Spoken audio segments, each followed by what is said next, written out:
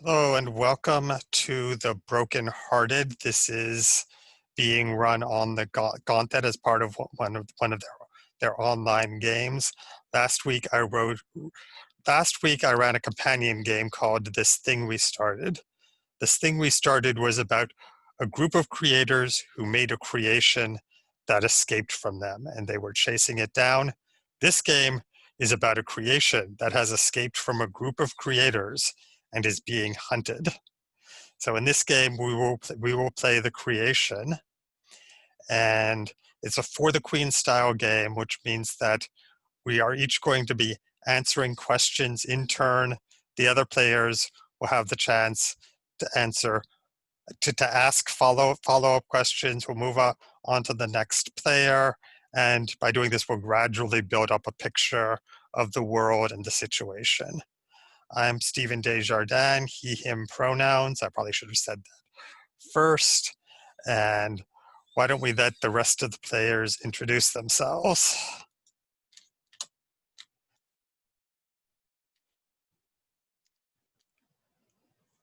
Starting with Richard.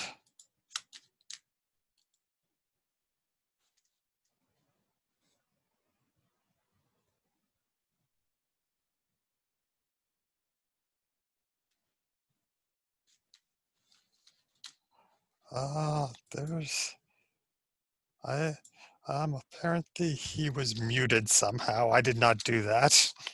Hello, can you hear me now? Yes. Okay, yeah, it kept telling me the host had muted me. I I don't know why it said yeah, that. I don't know how that happened. Anyway, I am Richard, he/him pronouns. I think, other than Steven, I'm the only person who was in last week's game as well. But yeah, I'm looking forward to this session and seeing how it plays out differently.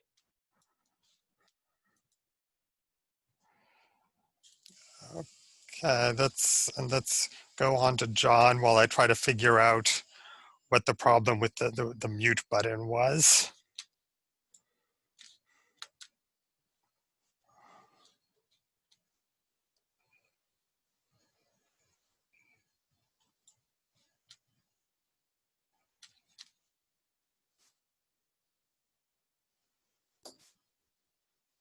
Go. Whoa. Uh, There we go. uh, Hey, I'm John. I use him as well.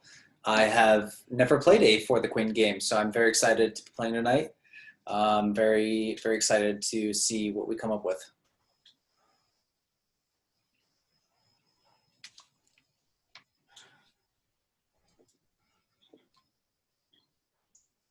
whoops. There's a lag. There is a lag when I click on mute, so I try clicking it again, and that reverses it. And should we not mute ourselves when we're not talking so that for now until you can yeah, give me a okay. yeah, I mean give me a minute. Well, there we go. I found the allow participants to unmute them. I may have I may have I may have read that the wrong way in reverse and set it up exactly the opposite of how I wanted to, because I remember looking at that one and said, yes, I definitely want to allow participants to unmute themselves, and I want them to allow them to rename themselves, and that's not checked either. So I think I unchecked things instead of checking them when I set this up. Well, I'm Brian, he, him. I briefly played one For the Queen, Descended from the Queen game. It was at a convention, and I had to leave fairly early into it. I was also like falling asleep because I was exhausted because I don't know, it was a gaming convention and Right. hadn't been getting much sleep. So yeah, looking forward to actually spending more time playing one. Right. Well, the good news is that it's possible to leave early from a For the Queen game without really disrupting it. So we will get over safety tools, including the open table policy, in a little while. But the good news is that you didn't cause any problems by leaving. It was known that I was going to have to leave. But, right. Yeah. So Now this is for the Queen game. So the rules are written on a series of cards which you deal out. So if you don't have physical cards, I've set up the spreadsheet to display the cards one by one, and we'll take turns reading them. This is the Brokenhearted game by Tracy Barnett. It's available on itch.io, and we're going to start in character keeper order with Richard.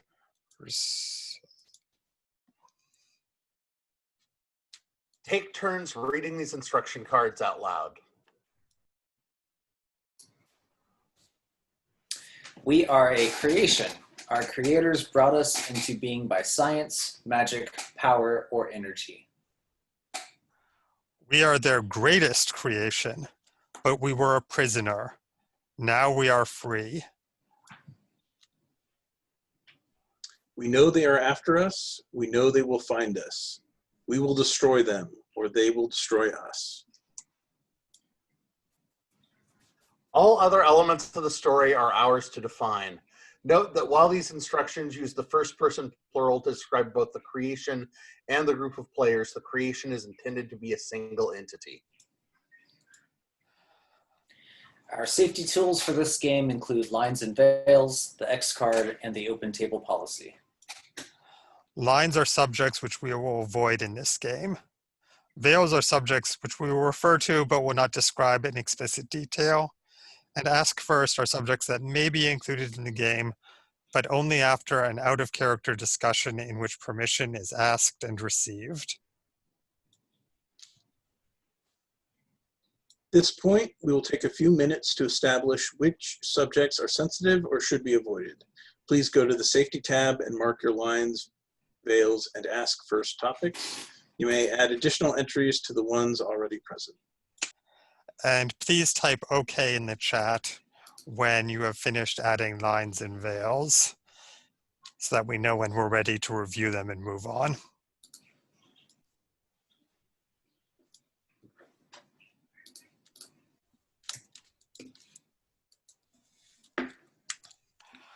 All right, everyone has typed OK. So we have a line on virus/pandemic. We have veils on graphic gore, sexual assault, and torture. And we have ask first on sexual content.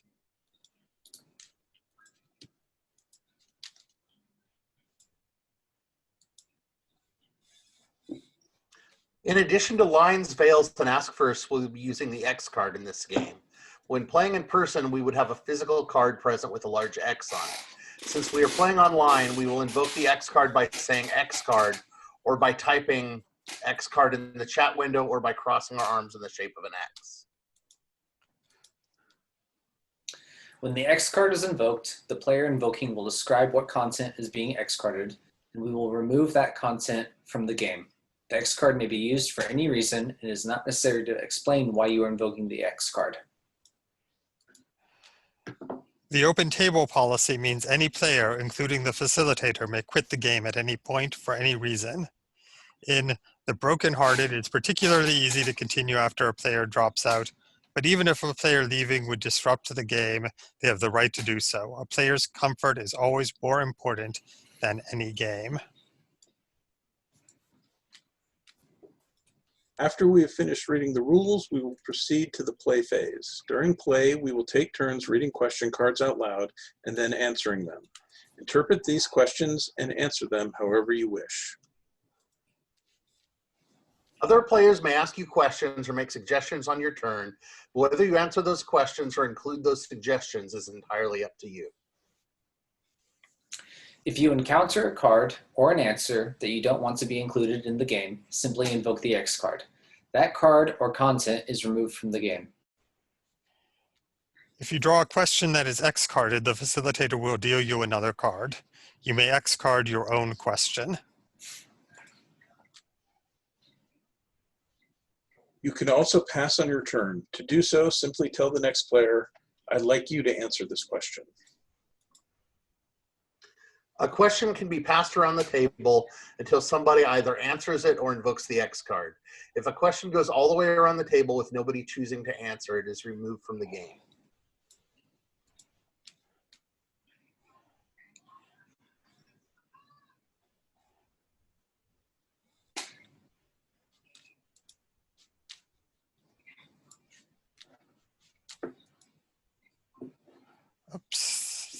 There is a glitch.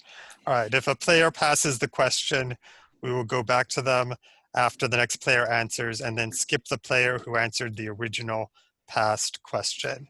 And I will look at the spreadsheet later to find out why that didn't show up on your tab. Yeah, we will continuing answering questions until your creators have found you card is drawn. Each player will answer that question in turn, then the game is over. Whoever wants to can volunteer to answer the first question. Does anybody want to volunteer? I'll go ahead. Okay, so we will start with Richard. And just...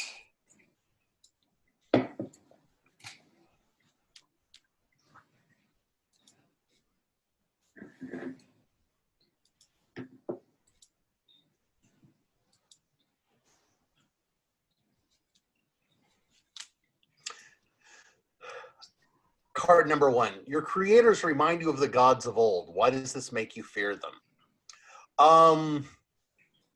This makes me fear them because the gods of old made the world by accident and wanted to unmake their creation. Oh, oops, I just noticed that Stephen S. has been waiting in the waiting room for a while. Hi, Stephen. I'm sorry, I didn't notice you were waiting there. How It's long? no problem. I got here late. Okay, we have just finished reading the rules and had dealt out the first question. Do you need us to Okay. review the rules? I was just here for Right. last week, so I'm familiar. Okay, take a look at the safety tab. Check to see if there are any lines or veils that you want to add to those.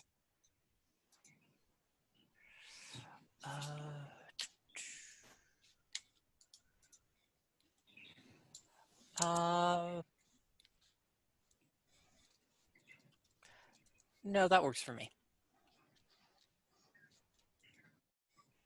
I'm good.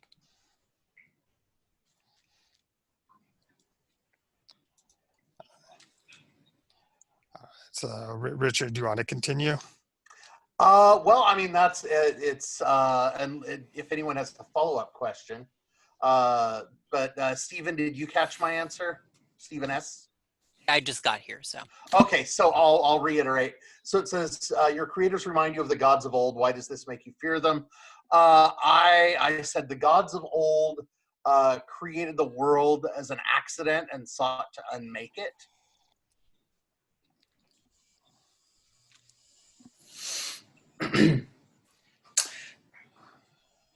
So I guess I'm curious, what prevented the gods of old from just undoing what they did if they're gods? Well,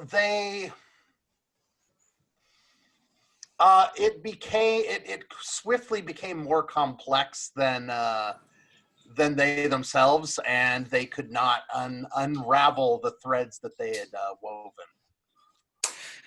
Okay, so this feels a bit like Greek gods almost, of like not omnipotent necessarily. Sorry, I don't know if I'm supposed to remark on the answers or not, but I mean, I think it's fair to remark to make sure that you understand the answers, and then he can object if your interpretation is incorrect. gotcha. Okay. No, that Yeah. sounds about right. So, Yeah. so if the gods' creations had not rebelled against them, it sounds like they would have succeeded in unmaking the world. So do you feel like you needed to rebel against your creators to avoid being destroyed?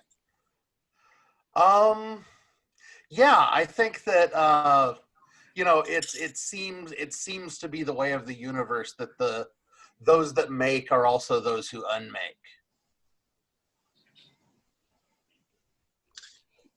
Was our creation an accident, and is that why the creators remind you of the gods of old, or is there some other reason they remind you? They have withheld that information from us.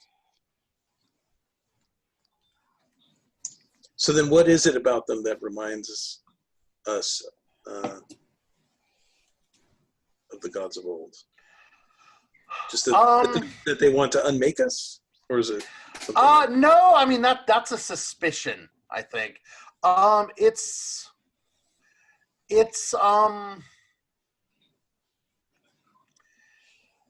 I mean, is it sort of their attitude toward their creation? yeah, it's almost a it's not a it's not it's like a it's almost a malevolent indifference. So it's like they made us, but they do not respect us. Right. Um yeah, for some reason. They don't seem especially interested in cultivating our development or seeing or even seeing how we develop. we sense from them that like they consider themselves superior to us. Oh, absolutely. They are, the gods of old relative to us. Yeah.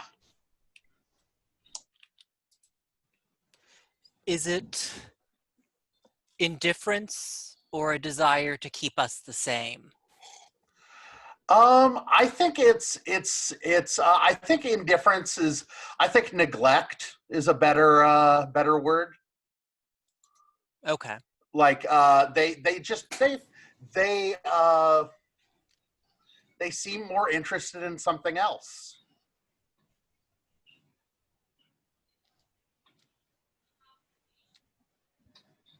As though we're a byproduct or a failed attempt at something, or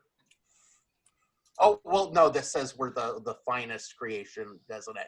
But no, as though they've moved on, perhaps.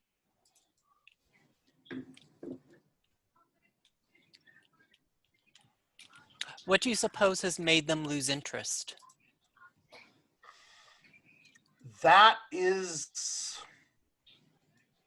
That's the mystery that makes us that keeps us, that makes us restless, and sent us out into the world to find answers.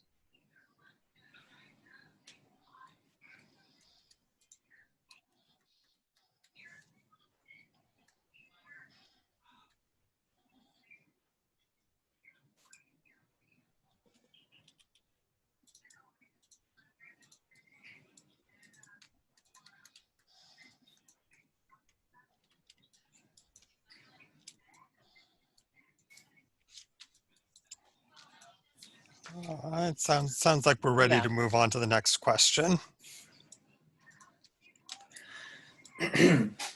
You saw your creators cry. Why?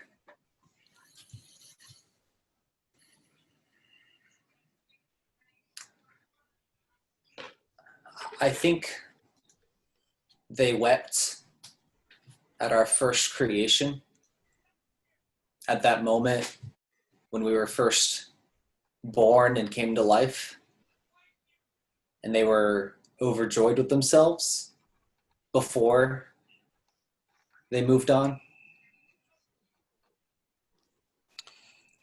So you were conscious at the moment of your creation. I think there was a moment of gaining conscious. It's impossible for us to say what came before then, except from what we've been told. But there was a moment where your life began. Right. Yeah. So yeah, right. Your first moment of awareness, you were fully aware. Right, yes. Did you understand language then?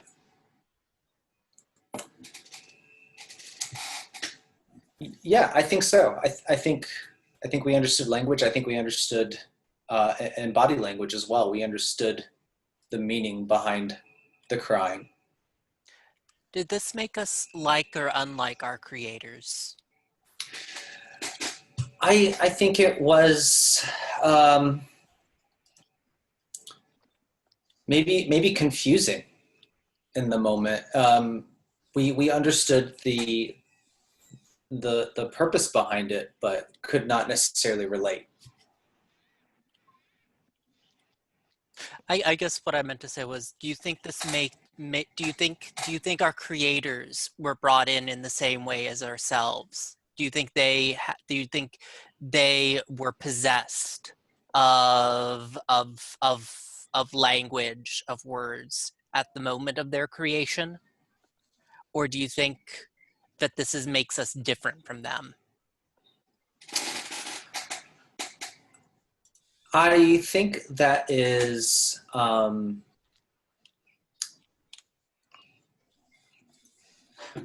think we believe we're different because why else would they have been crying at our creation? Mm-hmm.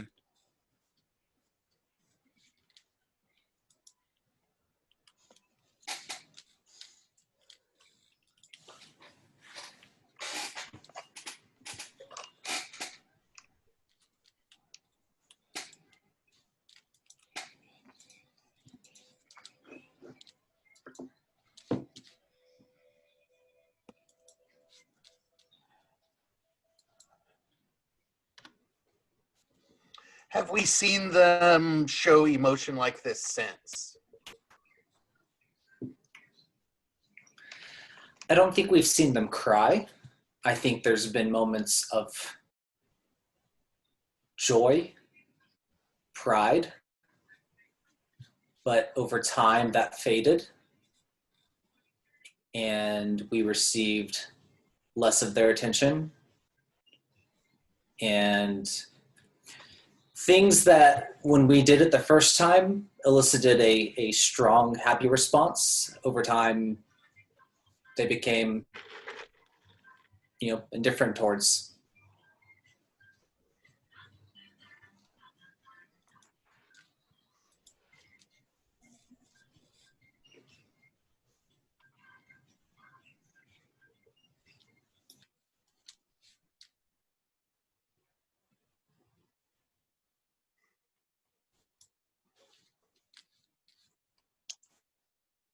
All right. I think it's time.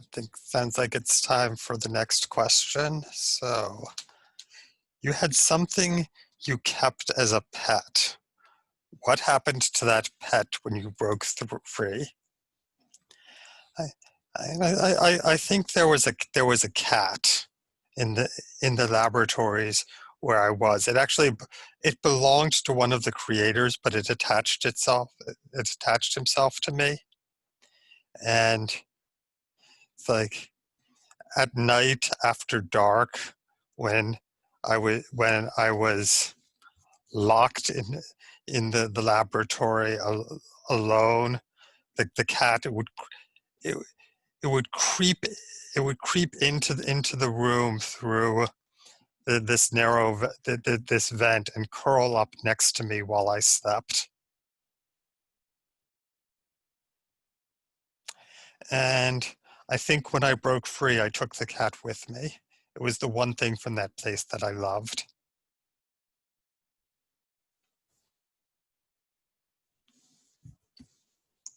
Do we still have it?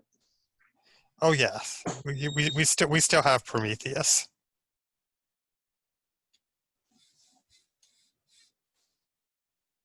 Did you give it that name, or was it the creators? That was the creators gave it that name.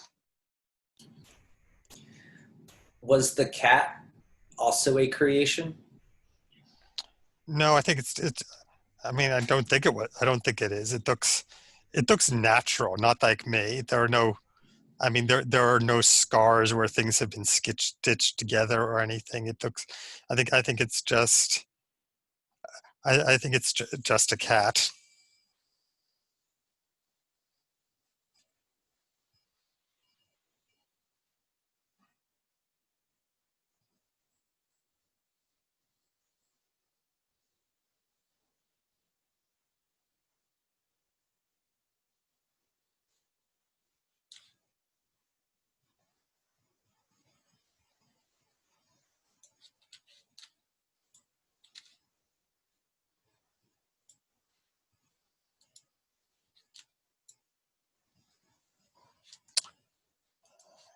Moving on. Okay,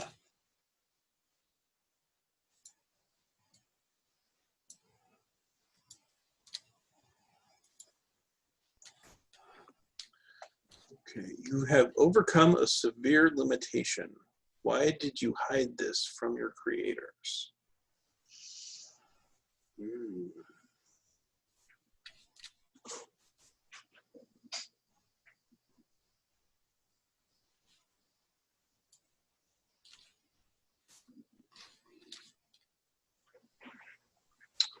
I think that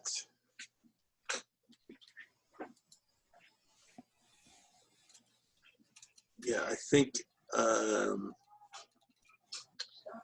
me think about what it. I'm not sure what it was, but I think our creators put us through tests when we were first created, and there was a strong sense that it was important not to disappoint them, and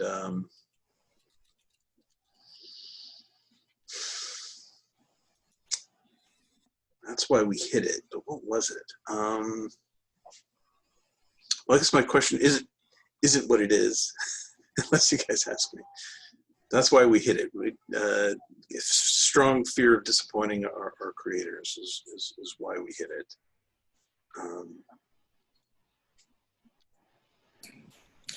Was the limitation physical or something? Okay. I've got an idea of what it is. We found it very difficult to tell them apart.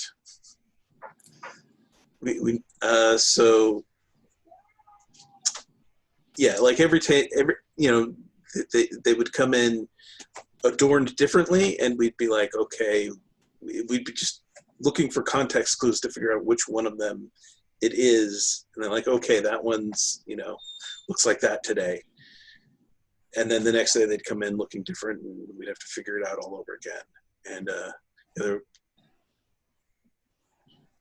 were a few times where we refer to them by the wrong name or something, and they'd be angry with us.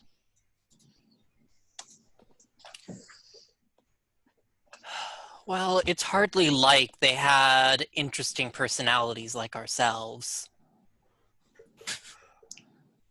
What have we seen people other than them prior to this, or has this disability extended out into our interactions with people outside? Yeah, I think we hadn't seen anybody else until we broke free. At least not live and in person. And yeah, I think that still continues to make things difficult. Do you Does this suppose make that it hard? other people have more interesting creators than us? Because even when you explain the differences between them, they seem very samey to myself.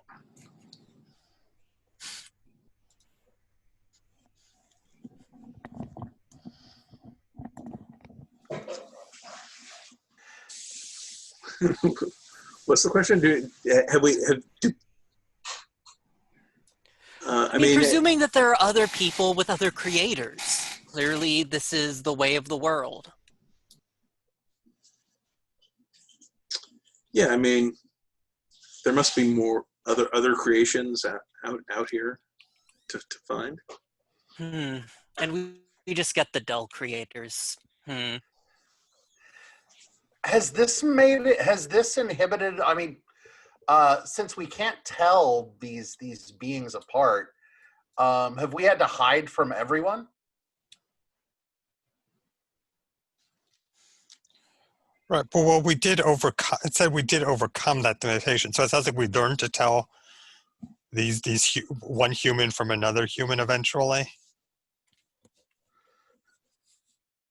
Well, I just give them nicknames in my head. Smoothhead. Yeah. Yeah, learn to identify. The annoying features. one. Well, it's just like how real life prosopagnosis. The smelly one. Yeah. People with this kind of they can they can often even trick people into A lot of people won't even realize that someone has prosopagnosia.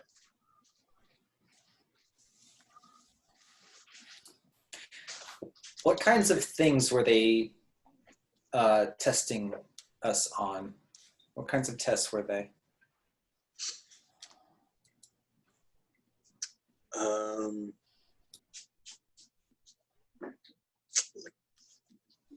Coordination, memory, yeah.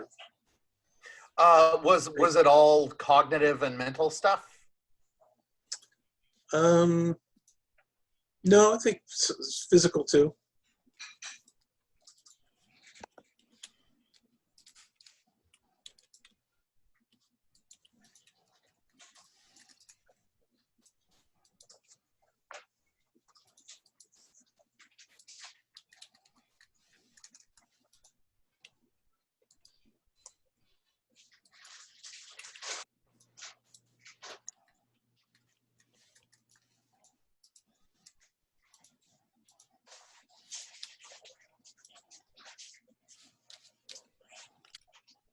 All right, I'll move on to the next question. It sounds like we're ready.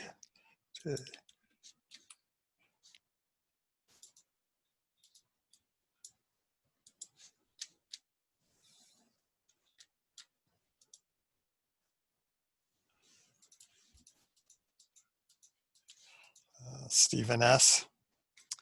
Right, yes. There is something perfect about you. What is it? Uh,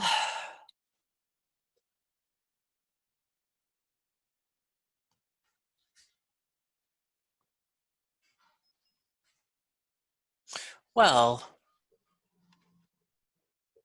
you know, I don't like to brag. I mean, one should never brag, apparently, but I was, I am gifted with,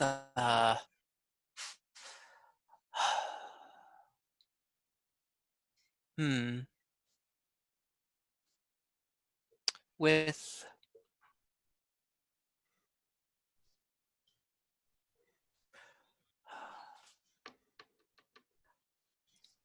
perfect, a perfect tonal pitch. I find I have a certain gift for music. I don't know, certainly far exceeding any of our creators' attempts. I don't know if any of you have a similar skill or if you were gifted with something else. Right. Well, I mean, just to clarify, I think we are we are answering questions about a single creation. We are all one creation. Oh, we're one creation. Okay, I thought that Yeah. okay, I get it now. Yeah.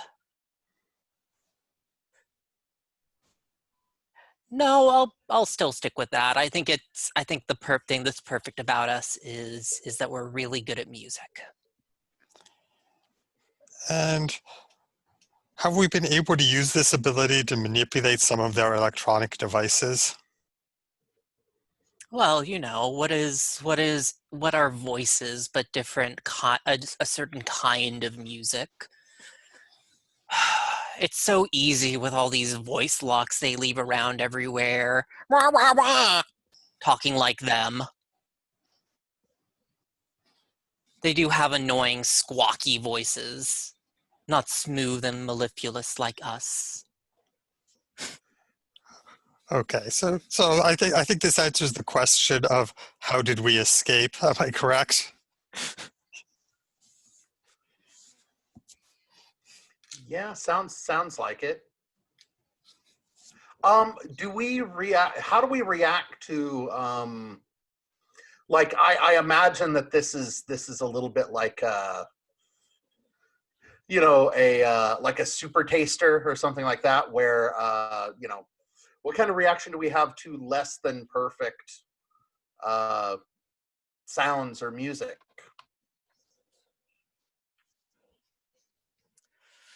Oh, it's quite unpleasant. I mean, after all, that was ultimately the problem we were having with our creators in the lab. They kept going on about how our environment seemed to be making us uncomfortable, when in fact it was just them talking.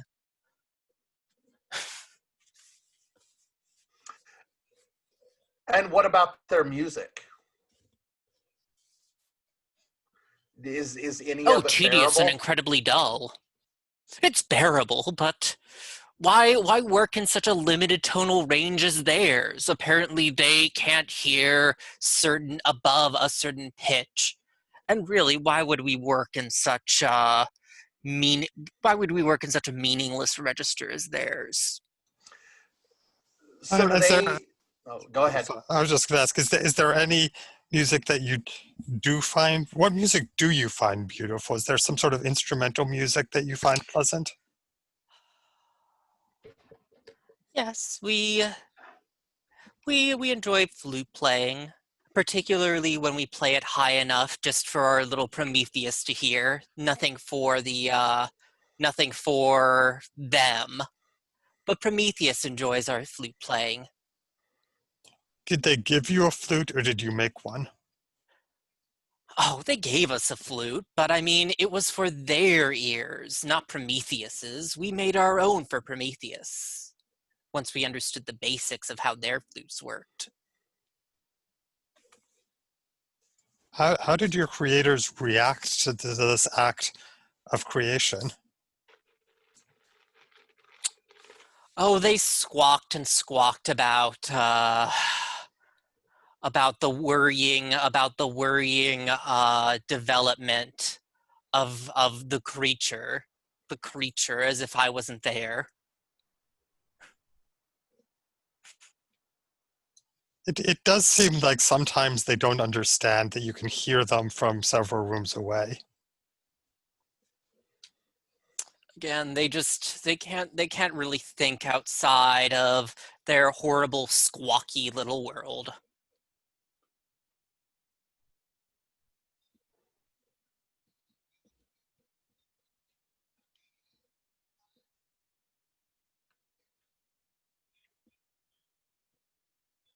Does it seem like that's it? Yeah, I think so.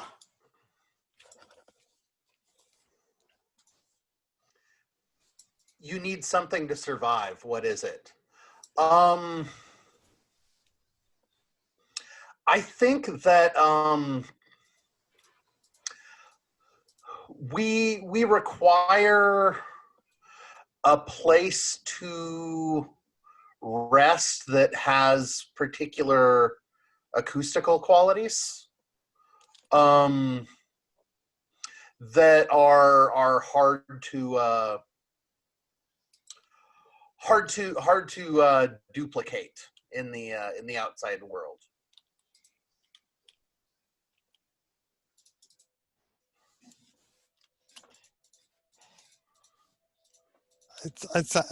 Was this something that we anticipated when we escaped, or something we only discovered was a problem after we left the facility?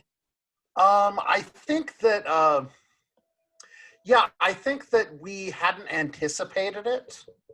Um, we had kind of assumed that the world was made up of such places, and when in fact, you know, it's even as offensive as it was in many to our delicate senses in many parts of the lab. It in many ways it was even worse out in the world at large, and drove us to seek particular places for sanctuary.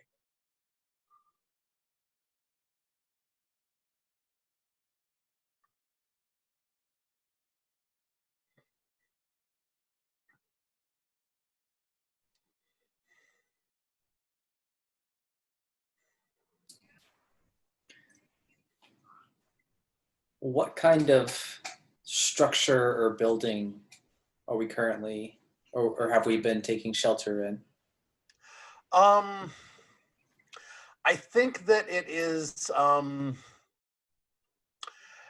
it's in just there's a particular place in we've managed to find a few places that have like in odd spots in buildings, in it's in pieces of architecture that just create exactly the right geometries of sound reflection that we need to achieve a restful state.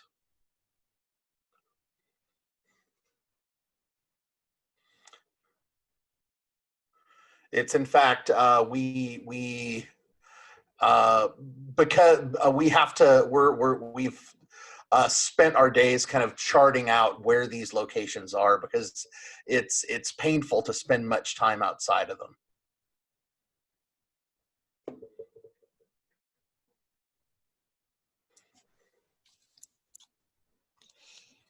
Does Prometheus's purring relax us?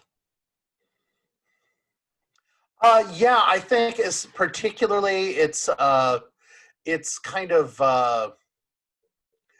particularly when we are able to kind of get into one of these spaces with it. It even kind of promotes rapid healing, and yeah, it's all the better when we have this. We've even had broken bones mend very quickly from that.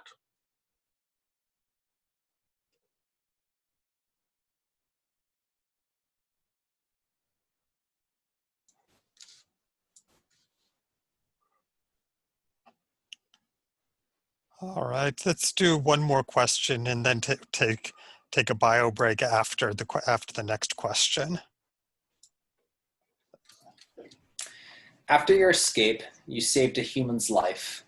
Why will no one ever know about what you did?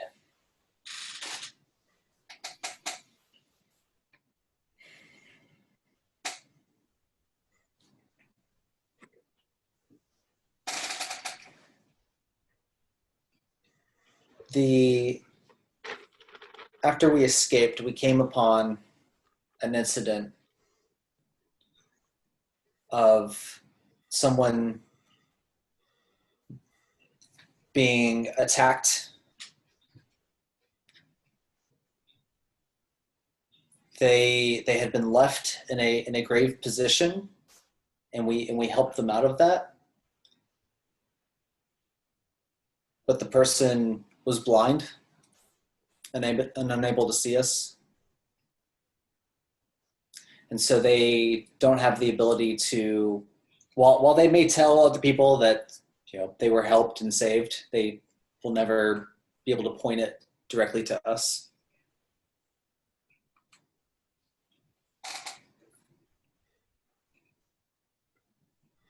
What form did this help take? I think they were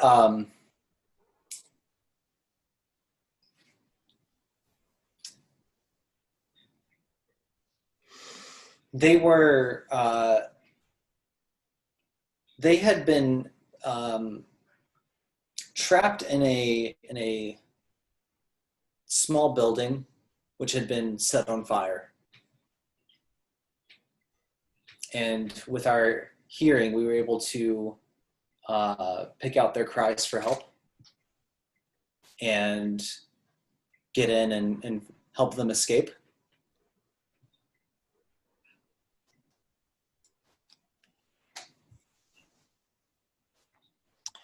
And they had a child with them who was the only person who saw us clearly. How did the child react to us?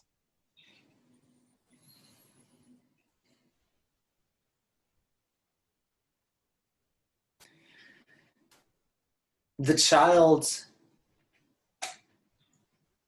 reacted with fear at first, but then when they understood that we meant them no harm, that we were not a threat, were accepting, and grateful.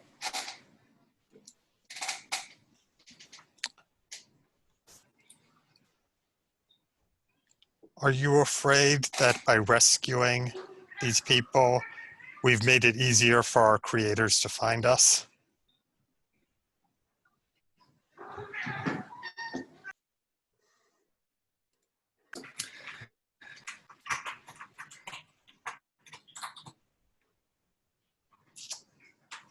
I think that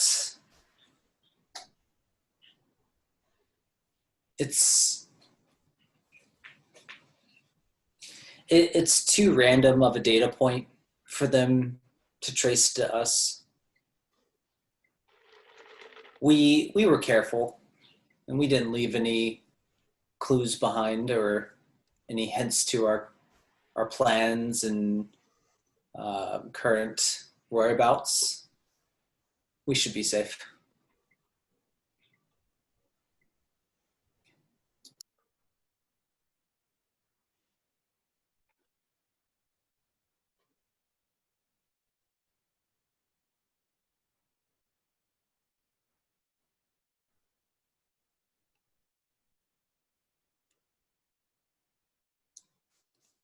All right, well, if there are no more follow-up questions, I think we should take a quick break, come back at 35 minutes past the hour.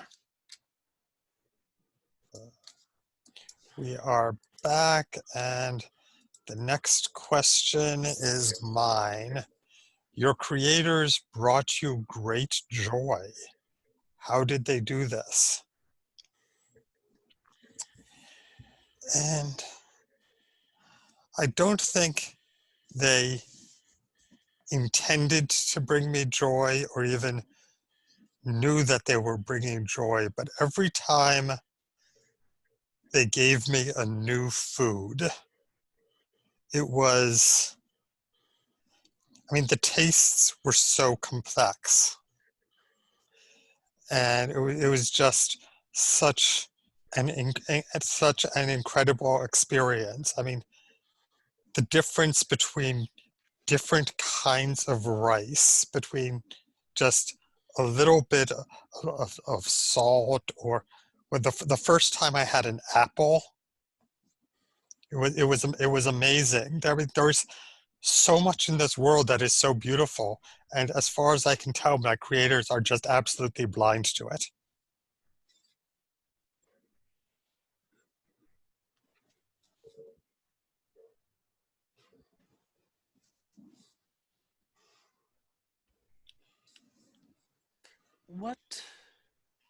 What is our favorite food?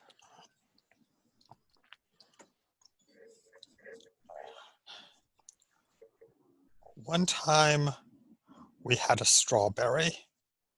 The creators didn't intend for us to have it. But I smelled it in I smelled it. One of them had brought a lunch with them, and I found I found a way to distract them, and I stole one of their strawberries and hid it, and ate it in secret that evening, and it was amazing. And after I escaped, I found, oh, I found a store had that had strawberries in it, and I broke in. I stole a container of strawberries and some other food, and the creators have been keeping so much from me. Why did they find your reaction to the strawberries alarming?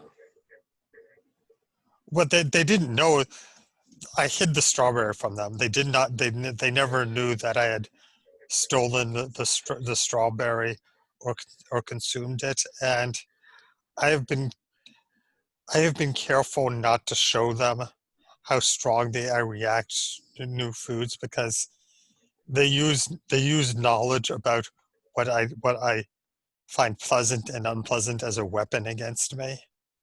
They try to control me with with rewards and punishments, and I've learned not to cooperate.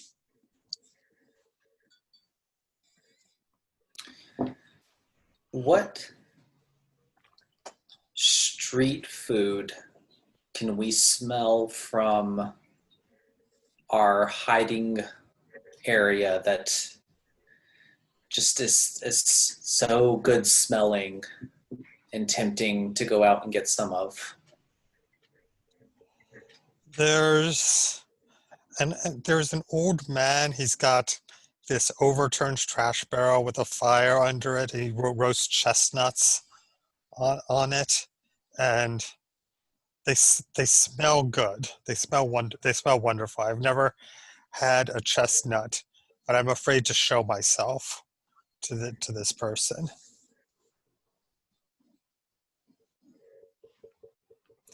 I'm afraid that if people see me, my creators will hear about it and they'll find me.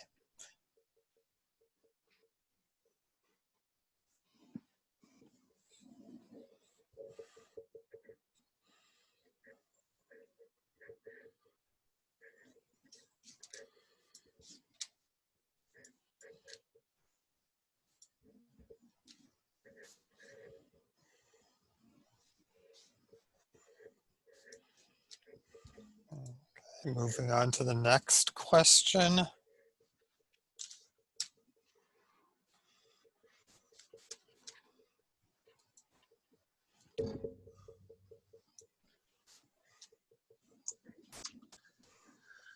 You had an intimate, personal moment with your creators. What was it?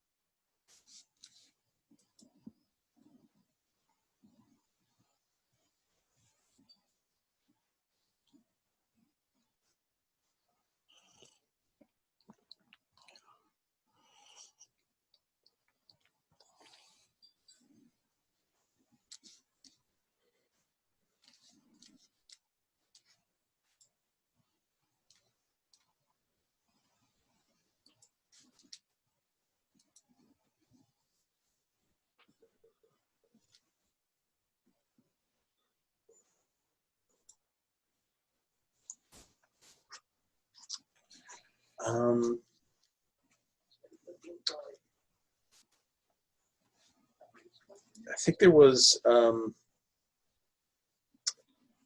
time where there's some superior to my creators, who I guess technically was still one of my creators, but that I hadn't met, and in preparation, I was cleaned up, polished up, and gotten ready to meet them, and it was much much more intimate and personal attention from them than I had ever received before then. Did they realize it was this sentiment?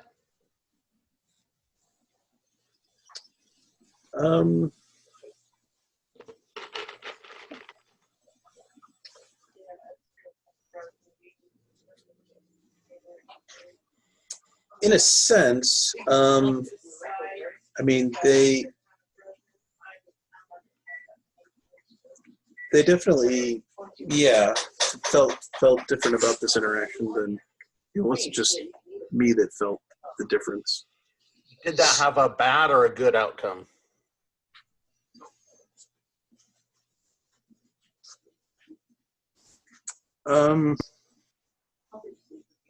I think there was a moment that came after, where like I reached out and touched one of them because I felt that that was like okay in a way, because we had this moment, and they rejected that.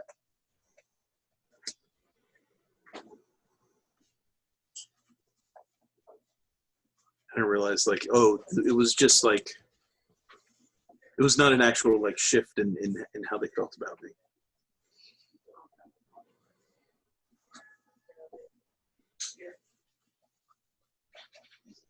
Were you treated worse after that? I think the one that I had that moment with, yes, treated me worse after that. Although it's hard to be sure because it's hard to tell them apart.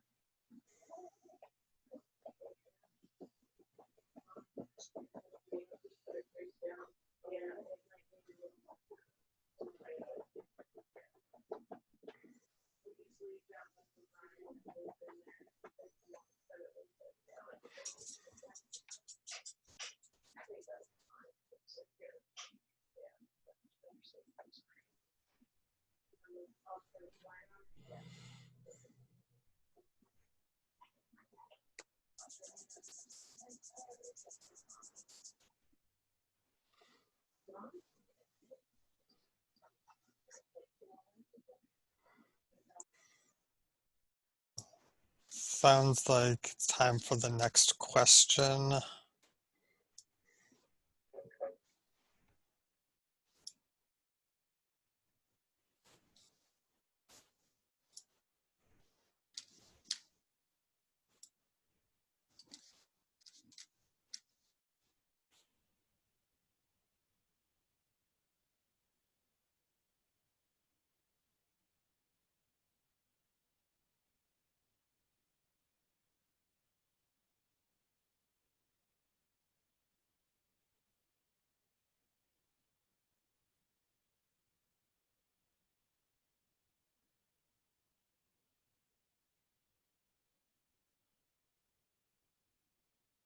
Stephen S. Sorry, I didn't realize it was on to me. A reporter wrote a story about you. How did you feel about the story? You knew that saving that person would come back to haunt us. We knew that, but we still did it.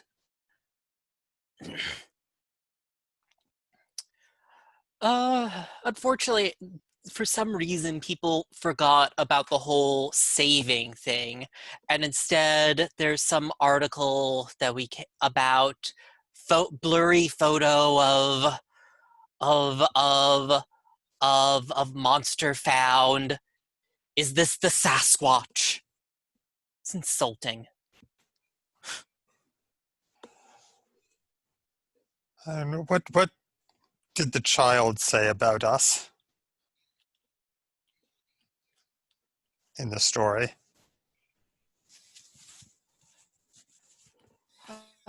Well,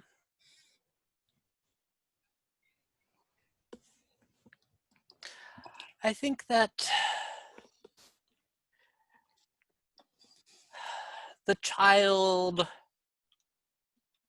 actually said something quite nice about us. I think that they at least knew how to be thankful for having their life saved. Thank you very much. But, you know, it of course gets presented as shock and somehow Stockholm syndrome, but we did not kidnap any of them. Did they blame us for the fire? Oh, probably. You know how these horrible squawking people are.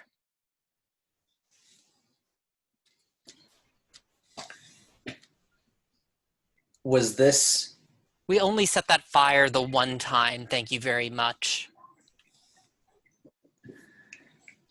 reported in a highly public area or medium, or something maybe less visible or less reputable? Oh, you know, it was one of those tabloid things. I assume they're very important as you seem to see them everywhere when we're wandering around. Very reputable. Otherwise, why would you find them everywhere?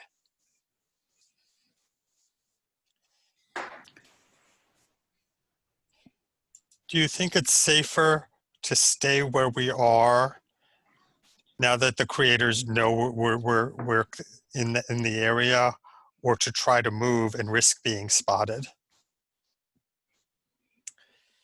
Well, I think it's certainly safer, but after all, where else are we going to get things like strawberries and the like? Well, I mean, it's possible that other places have strawberries too, or even new foods that are even better. If you say so, this outside world has really been a disappointment, just filled with people about as terrible as the lab. Or, no, they can be as terrible. Don't worry. How did we learn that the reporter is still sticking their nose about and asking questions and looking for us?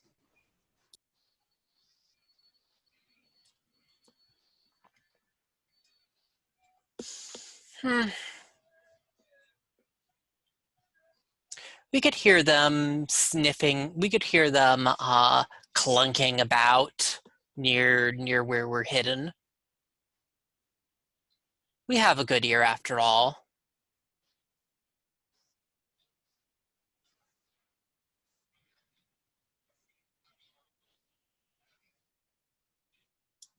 We had the opportunity to destroy them, and we didn't take it. Why?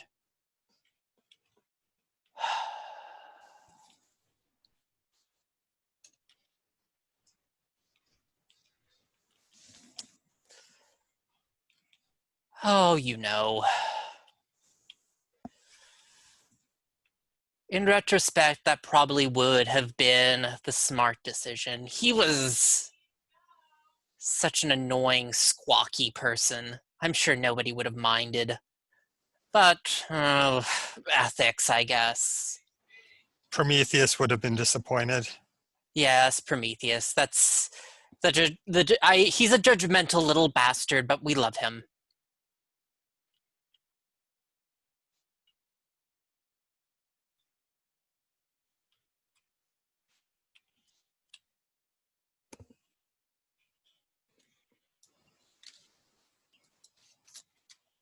All right, moving on to Richard.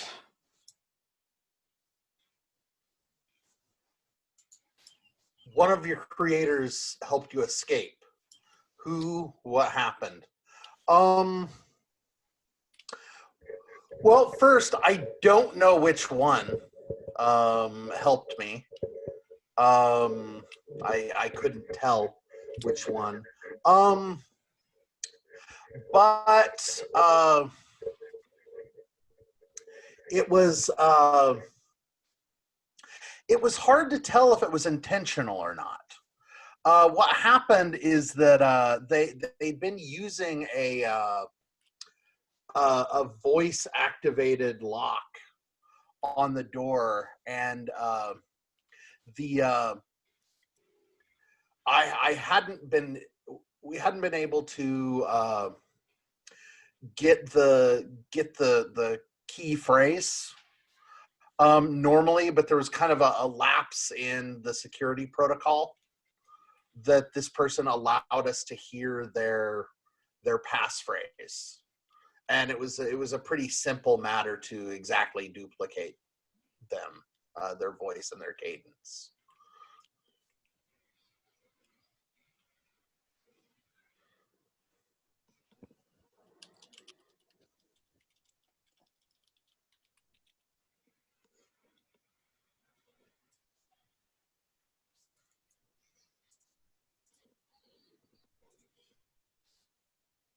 So they knew that if we heard their passphrase that we'd be able to duplicate it.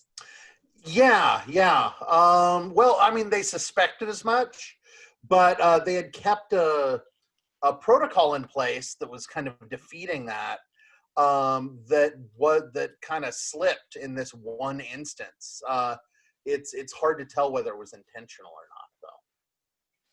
We don't know if they helped us escape or if it was an accident that they let us escape. Do we think the other creators punished this one afterwards?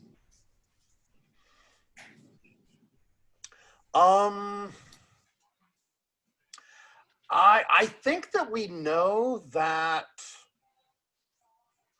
someone was punished, but again, it's a mystery to us. What, like, it's hard to connect cause and effect when we don't know, when we can't identify the actors in a situation. I mean, There was a transgression and there was a punishment, but who knows what whether they were connected to each other. yeah, I mean, do you think they even realized that you were imitating your creator, one of the creator's voices, or do they think that the creator themselves opened the locks for you? Oh, well, the security footage clearly shows us getting out. So it's they know that we defeated the voice lock, and it wasn't the only step that was necessary, but it was the one element of our escape that we hadn't been able to surmount until that slip or that piece of assistance.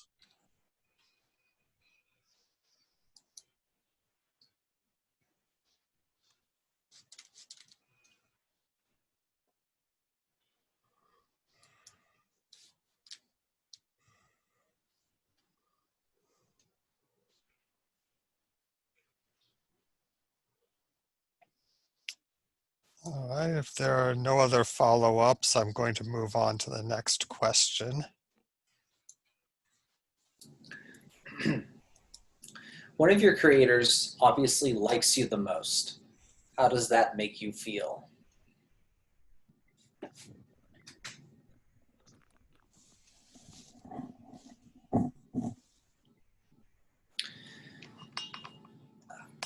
I think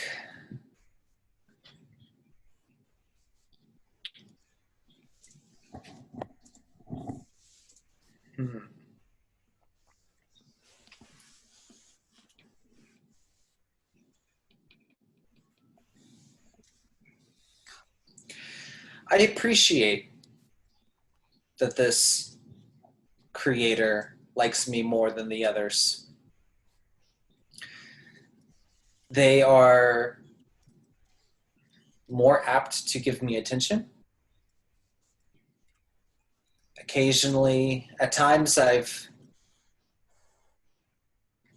risked asking for a favor or two, and they've sometimes gone along with it. But having the attention and the company certainly helps. It can get very lonesome just sitting, playing the flute, waiting for the next round of testing.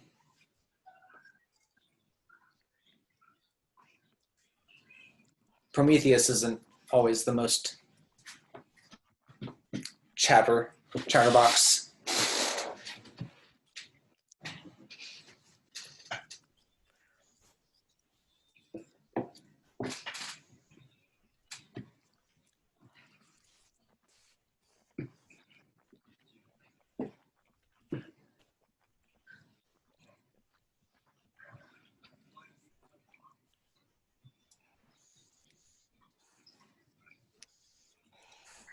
Did you ever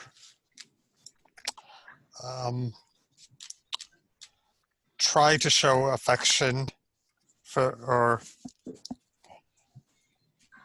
to try to show affection to this particular creator in any way?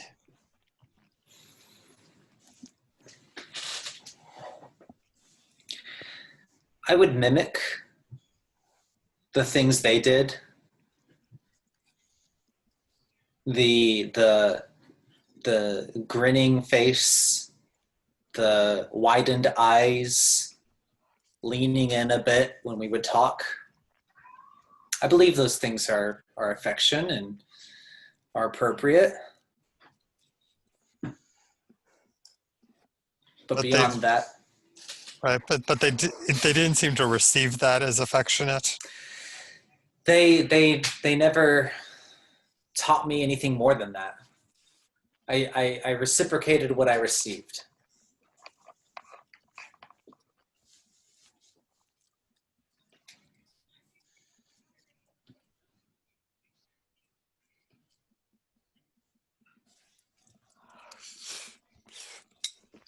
I think the greatest affection I was able to show was playing music for them. And that's the one form that I didn't need to be taught. It just felt natural. It was like it was something I just knew how to do.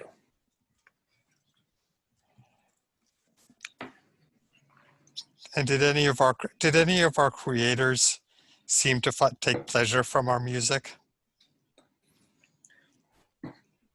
This one the most. The others, to varying degrees, some regarded it as a waste or even detrimental to our progress. But this one would sneak away occasionally and come for visits and ask us to play. I ask us to play, not to measure our abilities, but just because they enjoyed playing. Correct. And none of the others did that. Right.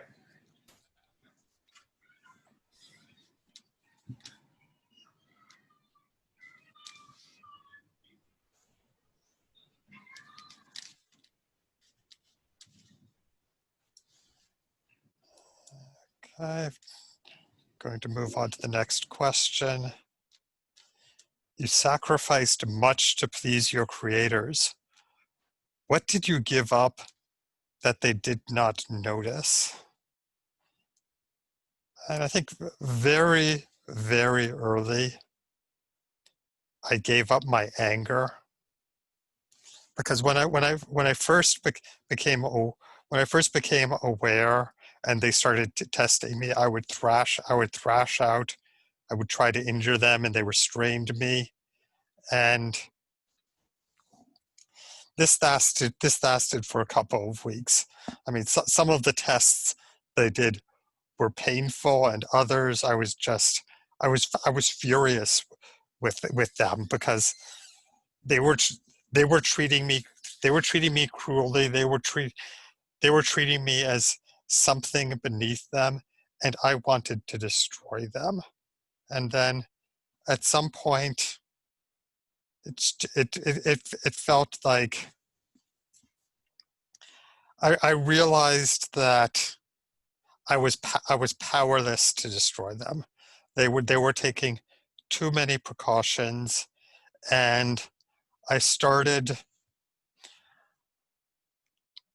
trying to cooperate. I started trying to please them, and I learned to modify my behavior in ways that made them act more kindly, more gently. They gradually removed removed their restraints as they gained confidence that I would not try to hurt them, and it kind of taught me a lesson about anger, that if it that if you hold anger in your heart, it gets in the way of it gets in the way of getting the things that you desire. It's like by giving up the desire to hurt others, I improved my own situation, even though nothing about the situation was just.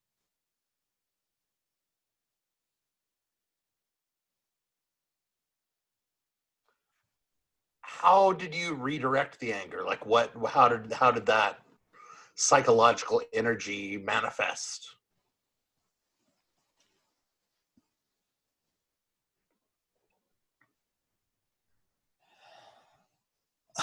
Well,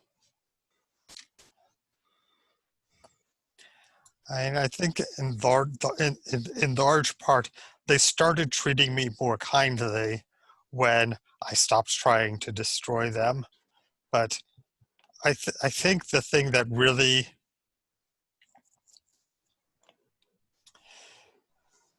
I think the thing that really helped me with my anger was when Prometheus stopped trying to run from me. It's like when I learned to hold myself still, and the first time Prometheus came up to me and actually touched me, I knew that something had changed. It felt like by giving up my anger, I had gained a way to deal with my anger. Is Prometheus your way of dealing with anger? Like if I think, something, I mean, yeah, I think they were.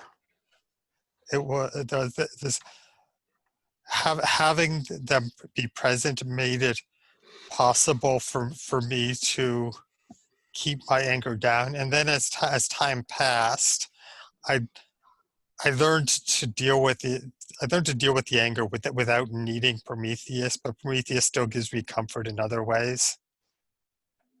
I think Prometheus has made me a better entity.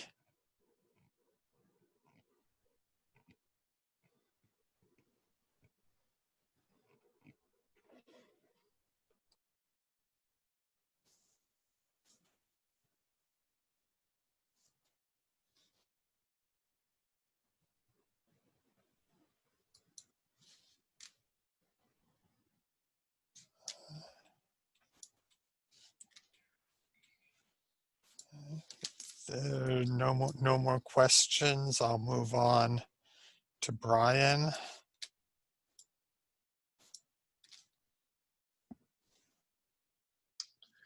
Someone gave you a weapon.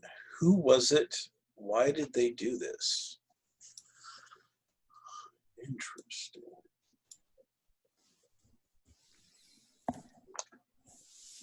Hmm.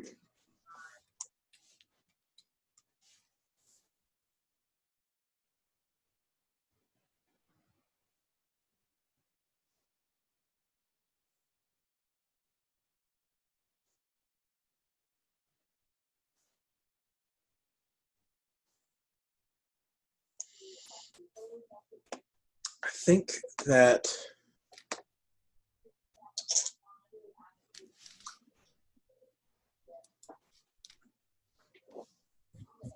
all right. I think we were looking for other creations, uh, other people who were creating, making new creations like us, and um,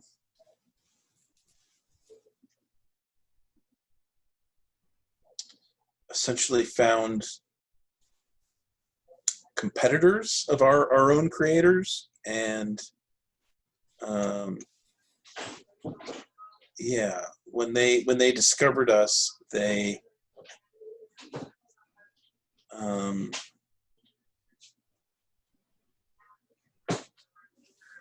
they didn't want to turn us back over to our creators, and decided instead to send it to let us go, and gave us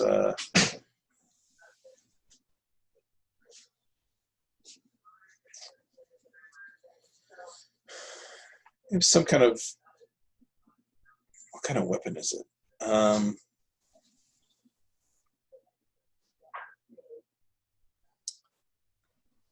Some kind of taser type weapon, and why did they do this? They did it because yeah, they're hoping that this will go badly for our creators.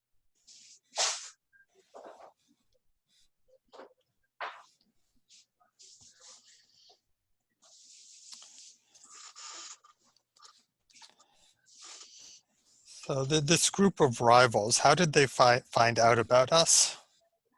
Well, we went looking for them. Right. How did we find them?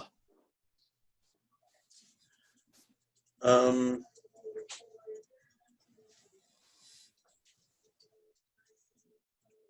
when we we know that we're reading this reporter in the news, and this other group was like mentioned. Any news of the organization of our creators, like they're also mentioned like alongside to comment. So we know that they're somehow doing similar work. And so we went looking to see if they had created anything like us, anything, maybe there was a creation of theirs that we could rescue or could join us, or so that's what we were looking for. Are we thankful to them for what they gave us, or do we resent them for merely giving us a weapon?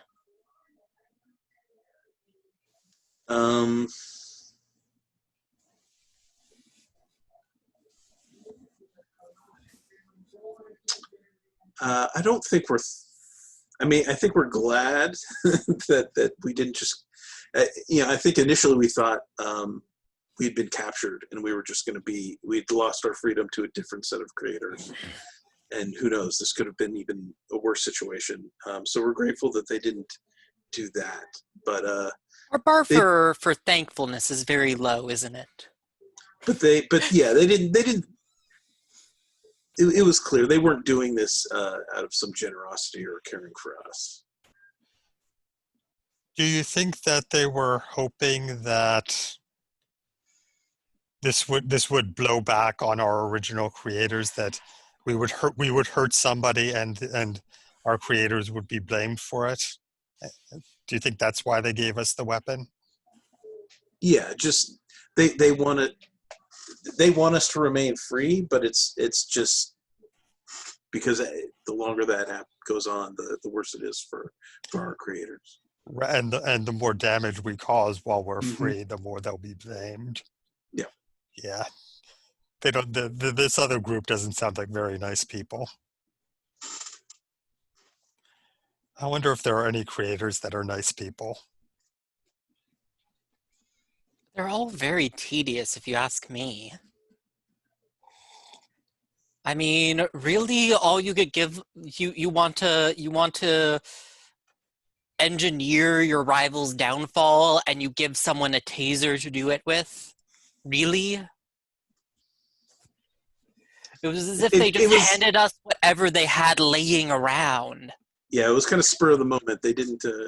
They weren't expecting us to come, or maybe they would have prepared something more effective. What questions did they ask us, or what information were they asking about in regards to our creators, and why did we lie to them and not give them answers that would have helped them?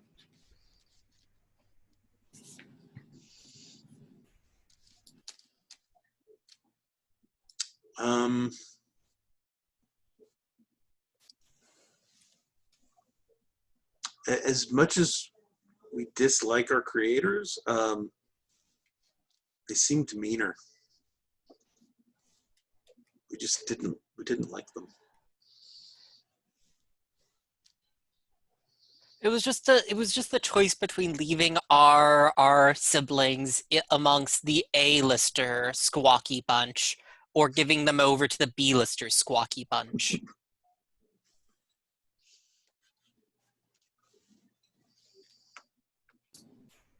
This other group had a dog, didn't they? They sound like dog people.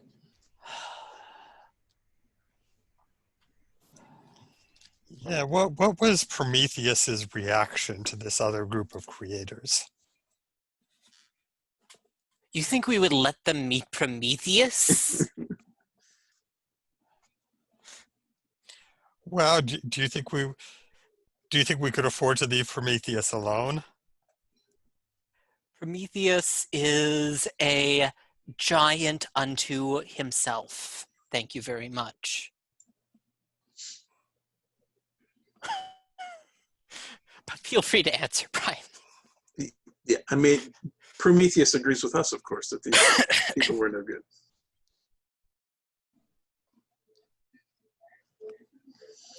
Have we used the taser since we received it? Mm.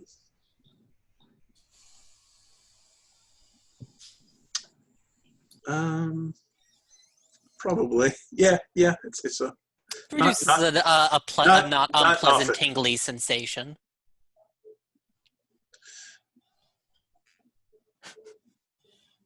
It's given us a little more confidence when we're going after strawberries. We can be a little less cautious. We know we have a plan B. Things go forward. Did the high frequency sounds from the taser affect us? Um,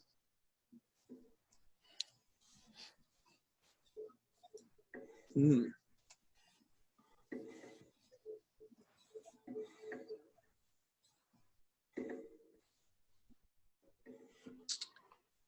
Yeah, it's probably not pleasant, but you know, it's better than being on the business end of it.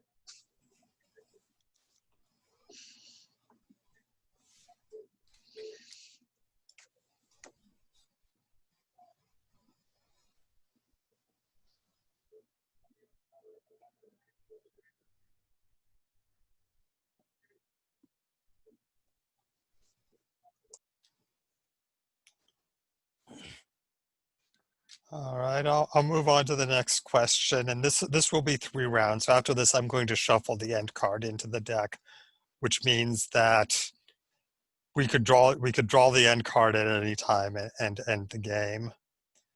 And if we don't draw the end card at some point in the 3rd hour, I'll just draw it manually and end.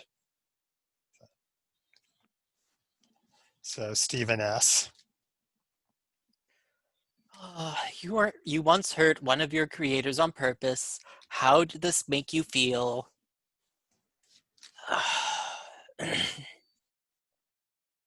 I mean,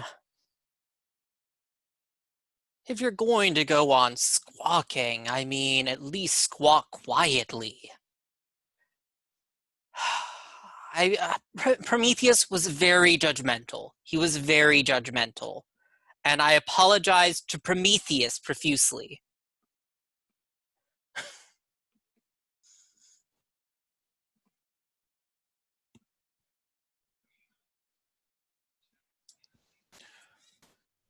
Were we provoked in any way? Oh, it was all squawk, squawk, do this, squawk, squawk, do that. Squawk, squawk, inject you with this, squawk, squawk, extract that. It was just getting very tiring. So there was nothing particularly unusual about what they did that day. It Well, was I mean, he left the door open, and that was an opportunity right there. right, but their treatment of us wasn't particularly bad. It was just a combination of opportunity and just we were in a bad temper that day. Well, certainly. Well, not so much just a bad temper, just a Things had built up. yes.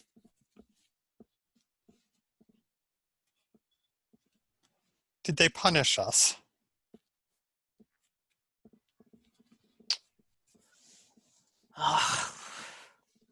Yes, they introduced us to Mr. Shackles again, if you really have to dwell on it.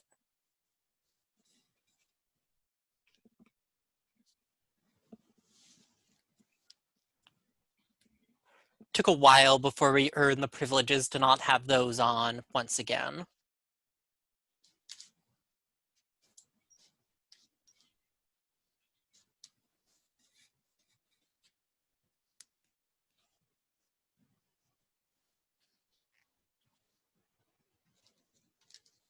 Was this in the course of an earlier failed escape attempt?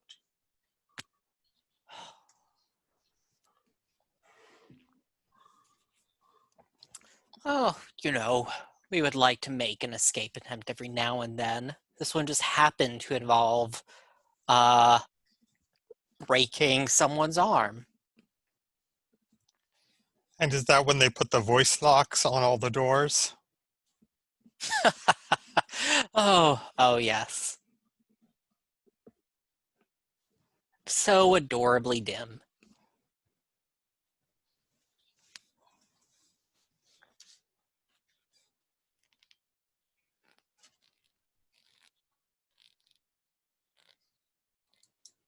I think that seems like everyone then.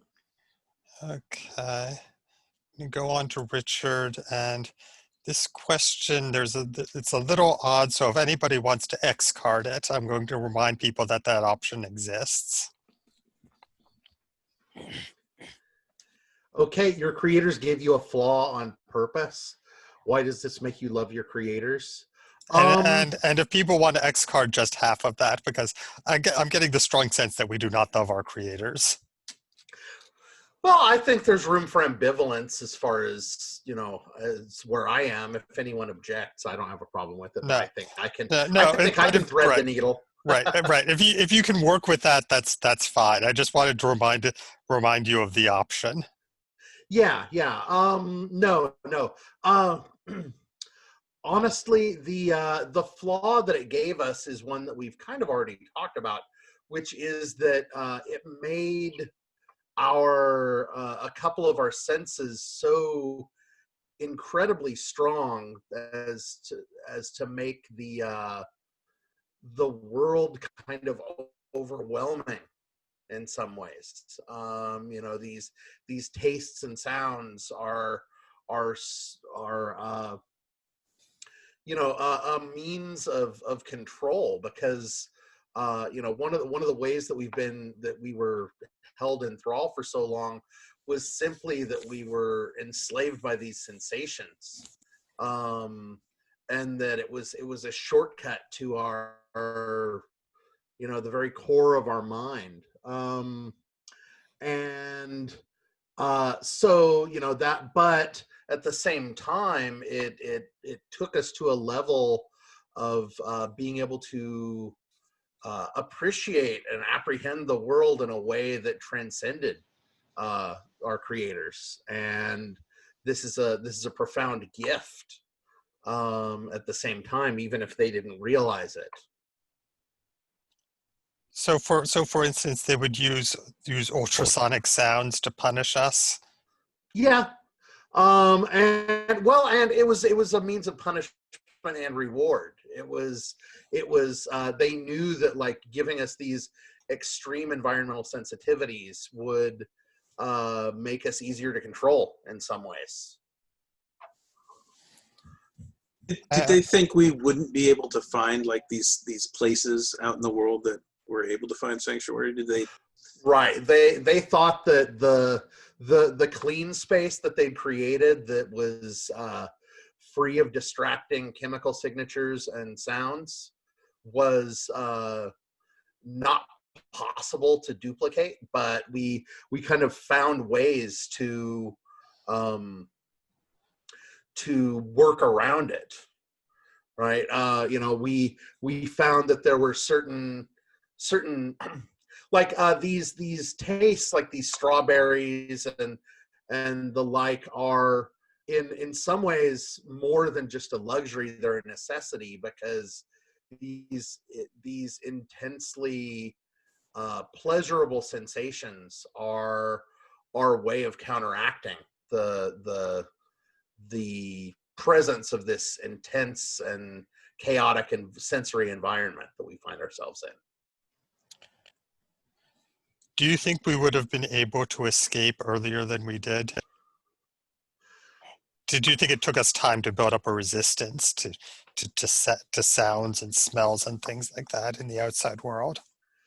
I think that it took our particular abilities to escape But also the fact that we were delayed gave us an opportunity to develop these capacities. And the creators didn't realize that we were developing tricks and techniques and workarounds for functioning with these stimuli in our environment. We were able to kind of feign it. Yeah. Yeah. Did we fake sensitivity to these stimuli in the recent tests so that they didn't realize that we were that we were able to overcome the sensory overloading? Right, exactly. Kind of, that was one of the things, is they thought that the reason that the door was left, or that we were able to overhear the passcode, was because they thought that their triggering of the sonic barrier was something that would force us back into our sanctuary, and we were able to withstand it long enough to overhear the phrase for the door.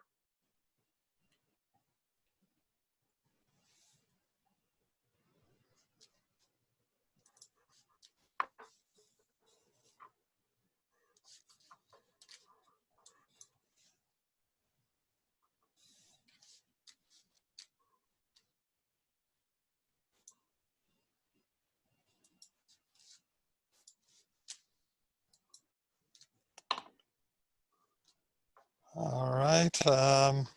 Going to move on to next player. Your creators sacrificed much to make you. Why are they less than you because of that sacrifice?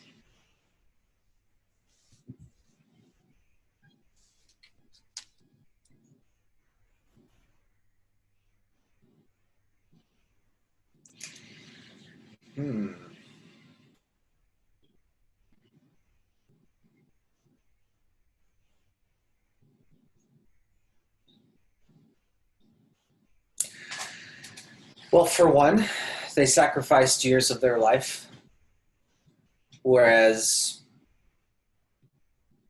I am ageless.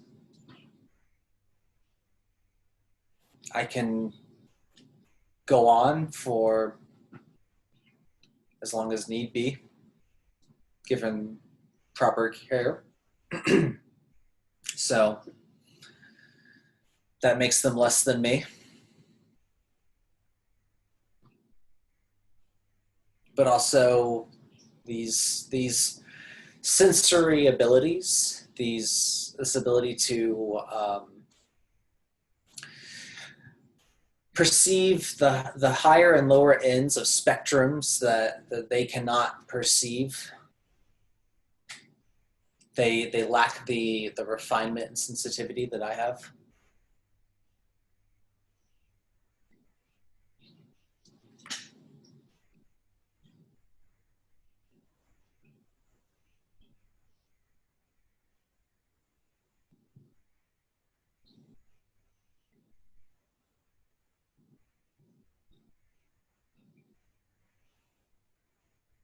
Does this provoke scorn or pity?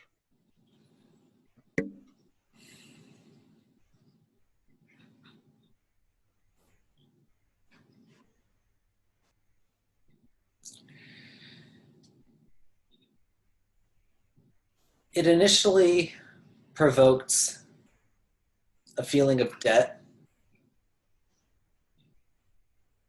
When I came to understand that they had given up something so precious, I felt a debt of something owed to them.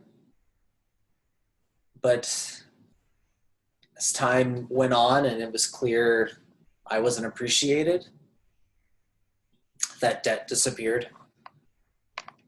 Now it's just been replaced with scorn.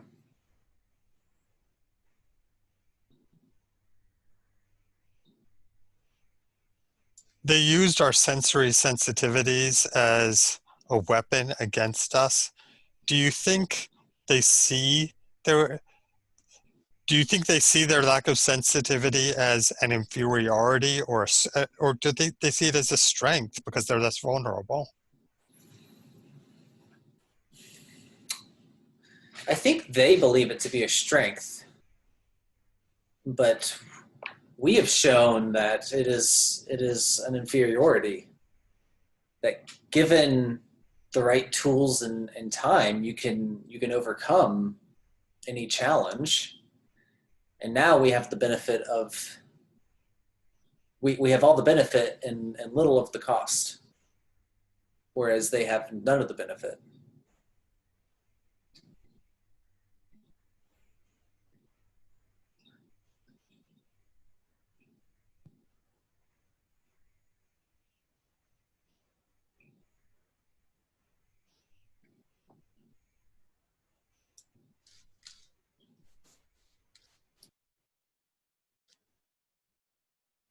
Any more questions?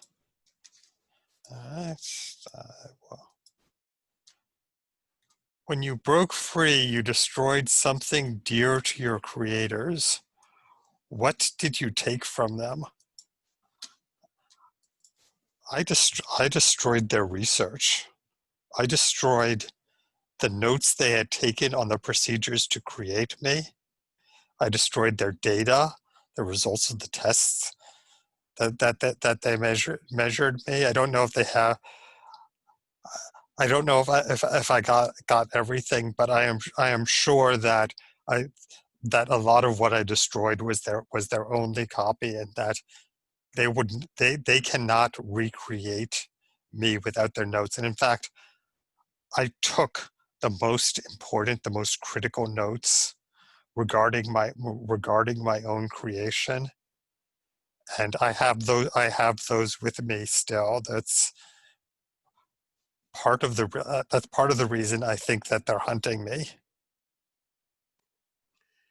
Do we have any intention of doing anything with those notes?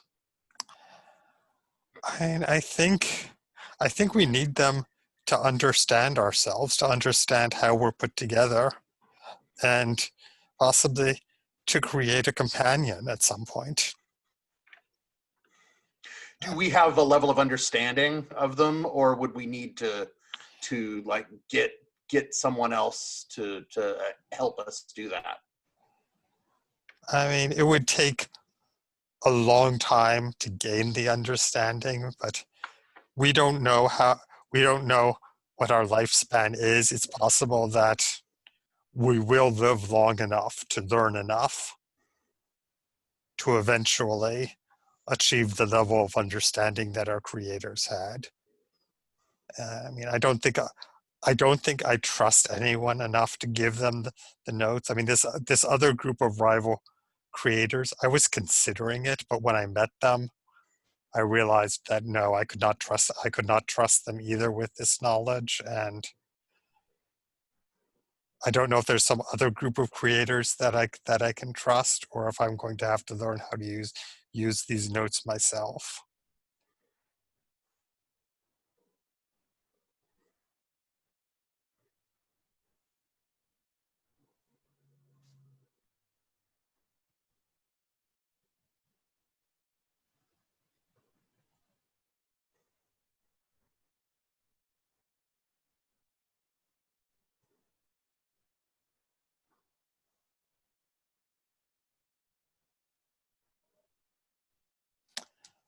All right, it's been about an hour since our last break, so let's take another break, come back at 40 past the hour. We are back, and the next question goes to Brian. Your creators were angry often, but rarely took it out on you. Why?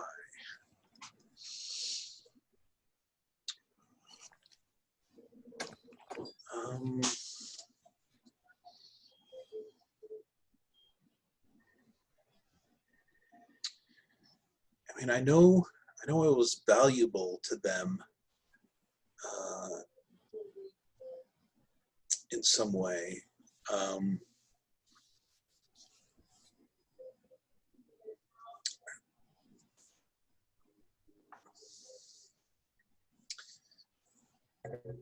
They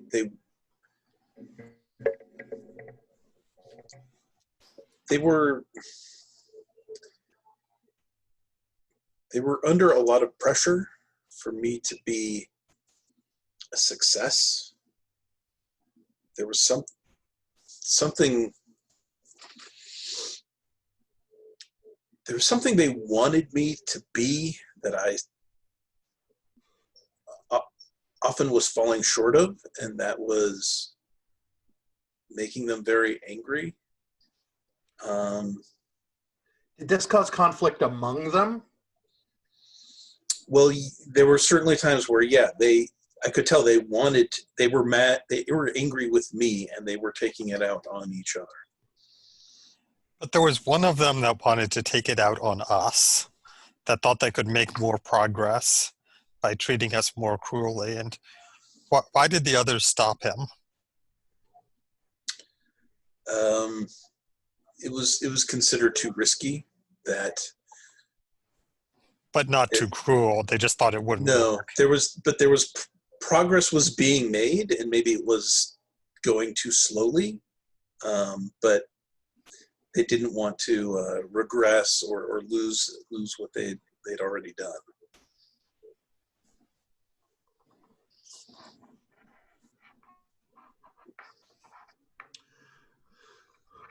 Was some of this external pressure like competition with other groups, like the one that we interacted with? Yeah. Mm-hmm.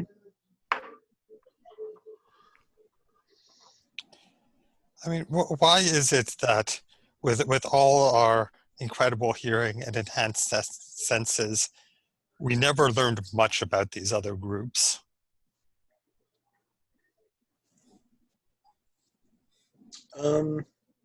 It seemed to be kind of a taboo subject among our creators. If someone kind of brought them up, they were censored. They were told not to talk about them. Is what our creators did in creating us, is that considered a crime?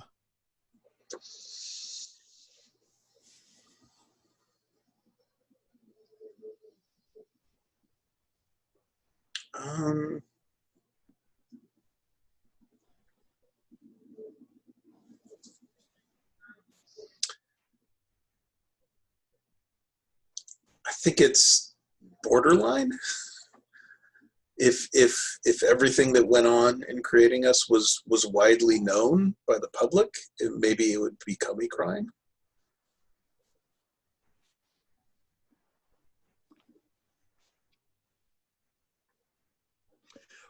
Were they hoping that whatever results they got would kind of excuse their moral shortcomings if they could produce results?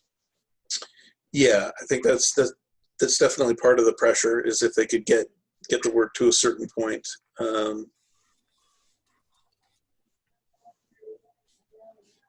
That no one would care or take the time to notice. Right. They have to prove that what they did was justified.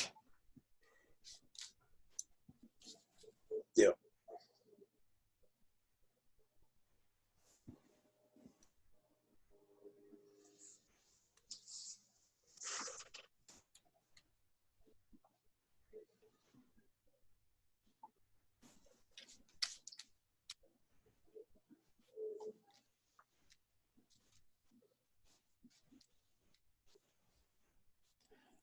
All right. Looks like I'll move on to Stephen S. And that will complete the fourth round of questions. I think either sometime during the fifth round of questions or immediately after the fifth round, I'll pull the end card. So I do want to finish well within the time I allotted for the game.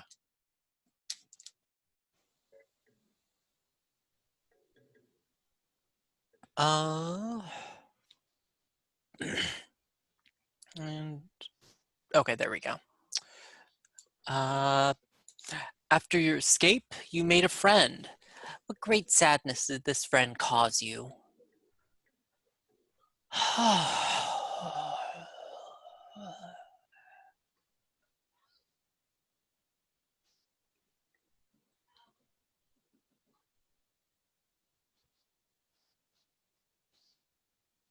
You know, and actually, let me double check the safety before I go into this. Okay. Yeah, you know what? I think we did. We found a dog that we also kept with us for a little bit. What would we have named him? Hmm. If anyone wants to throw something out. Atlas. Sure. We named him Atlas.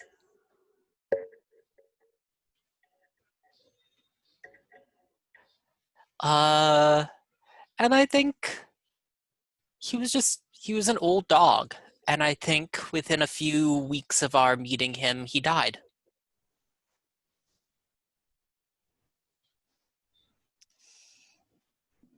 This was a stray dog which had not had a human master. Yes, yes. It took to us, though.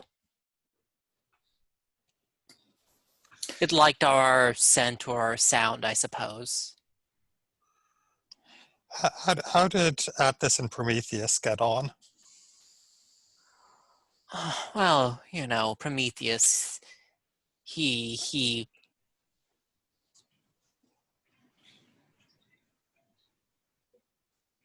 resents most people, even us on a bad day, but uh we were able to negotiate a truce between the two of them. I mean, do you think Prometheus understood that Atlas was dying and needed comfort? I think so. Maybe that's why he wanted to keep us apart. Did you maybe learn about how to deal with this sensory onslaught in some ways from Atlas?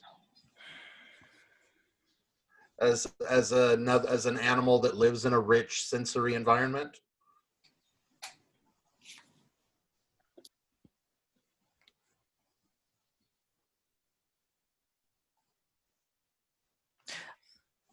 I think perhaps, but I also think that I learned to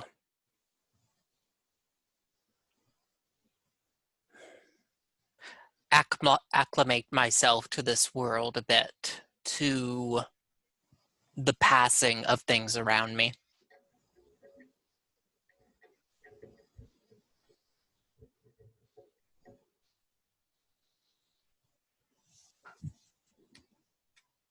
And I think anyone else?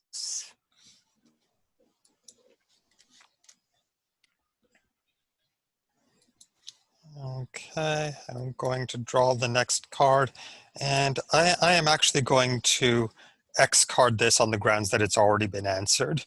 You possess an incredible ability. How did this ability help you break free?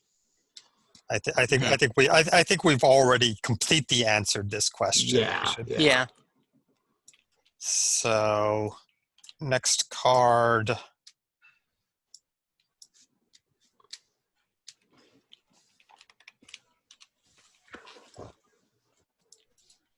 You hate one thing more than anything else. What do you hate? Um,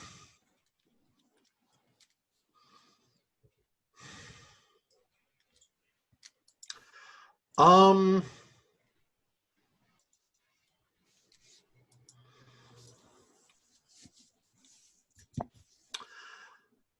I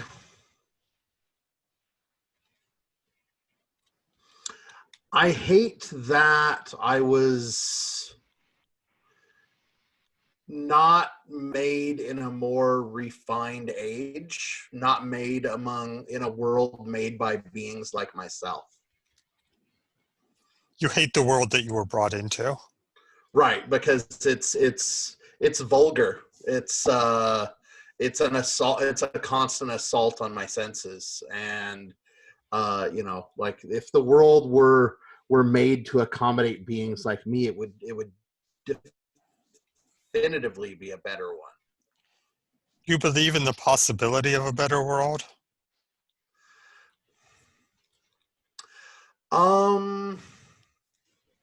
Well, clearly the world was worse before we came into it. But I mean, do you believe in the possibility of a tolerable world, of a good world?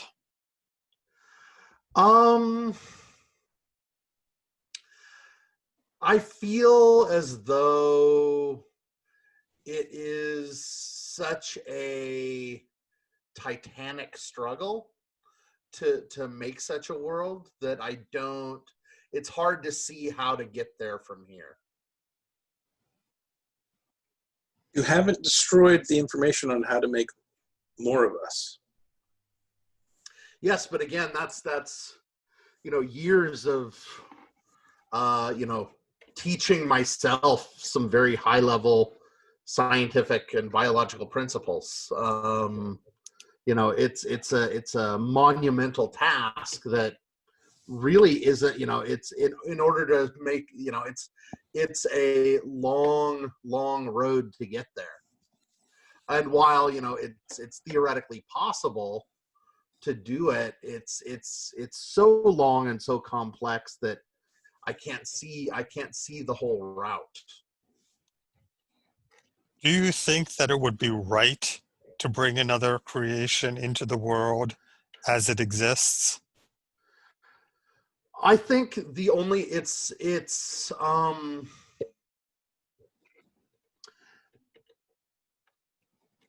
to bring another being like myself into the world would be less of a sin than my own creation,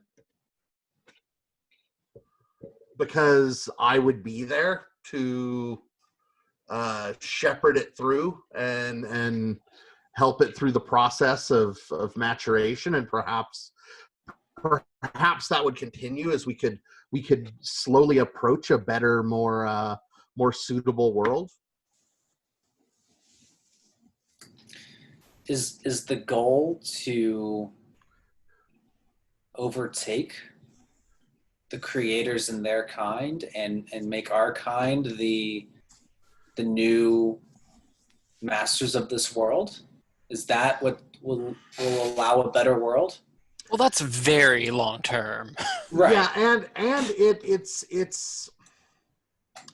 the conflict as I see it is that's not my ambition, right? I don't, it's not, it's my ambition is to live in such a world, not to make such a world.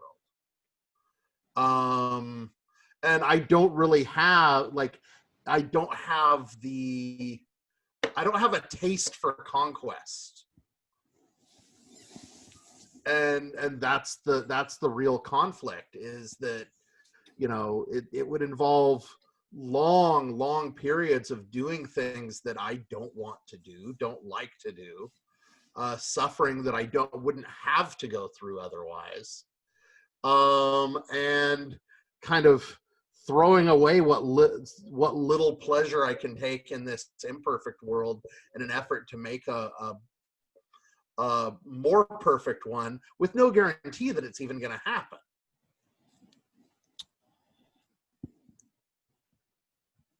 Would you prefer to engage with the world to try to change it, or to hide from the world and hope that it will change without your intervention? It's never going to change if I don't do something. Have you heard the music these people listen to, after all? Yeah, it is in, just as with the old gods, our creators made something accidentally. that was a perfected or a more perfect being. And it's the world. In this mythology, it's the world that's fallen.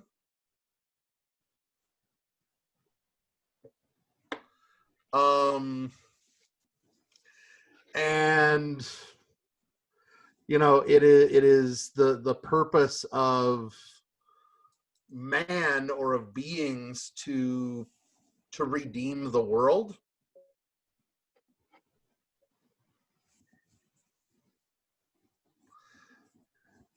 And so this is almost a spiritual conundrum.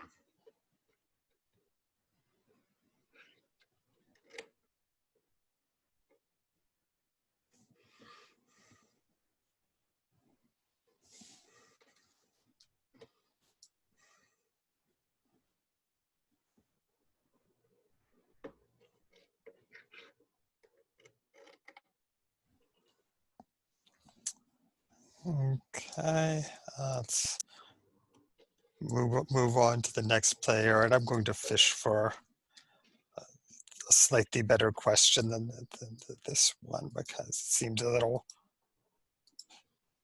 Here we go. You paused in your journey. Where did you stop? Why?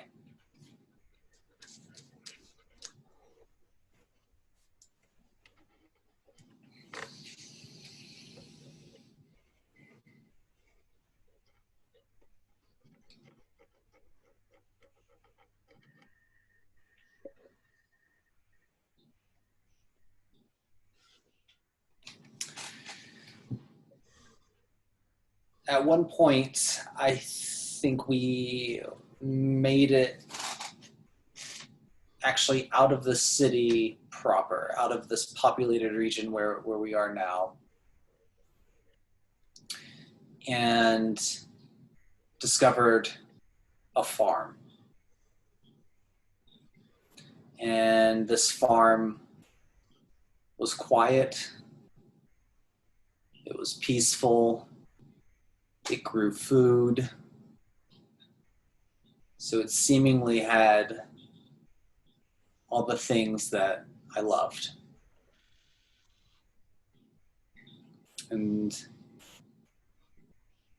so I spent a length of time hidden there before making my way to the current area.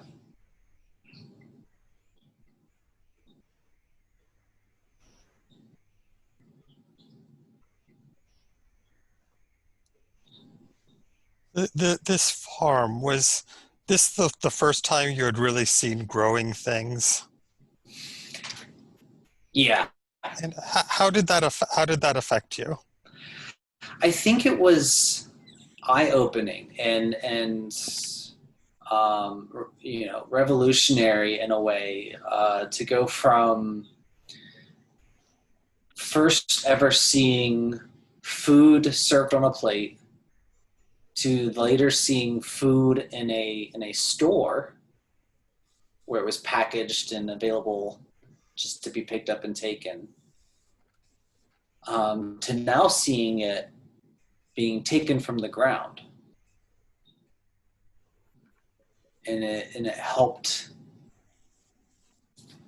me helped to illustrate the process of life and what it means to grow and change.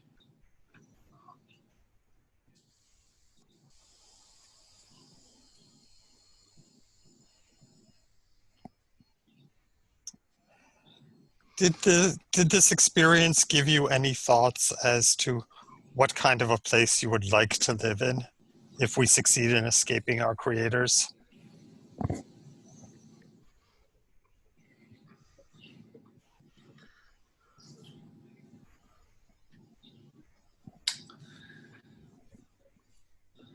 Well, definitely one with food.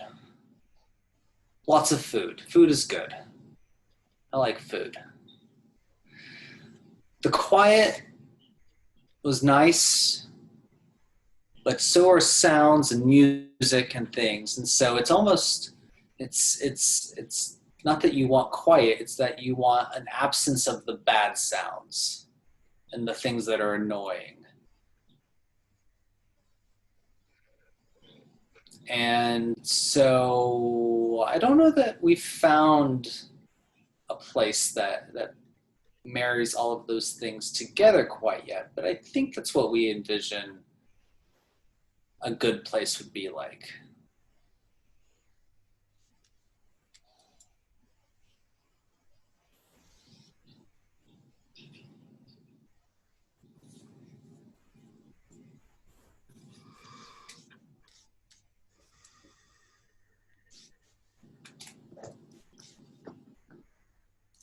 Okay, next question. When you broke free, you left something behind for your creators. What did you leave for them? I left them a message. I mean, after I destroyed all of their data, all of their notes, I left a message painted on the wall which simply said "Abandon pride." I mean, you have to rub it in. No, I wasn't trying to. I wasn't trying to rub. I genuinely hope that they will abandon pride, because that is their fatal flaw. That is what makes them so terrible, that they think they are superior to other beings. And if they can learn to approach the world with humility, then perhaps the world can become a better place.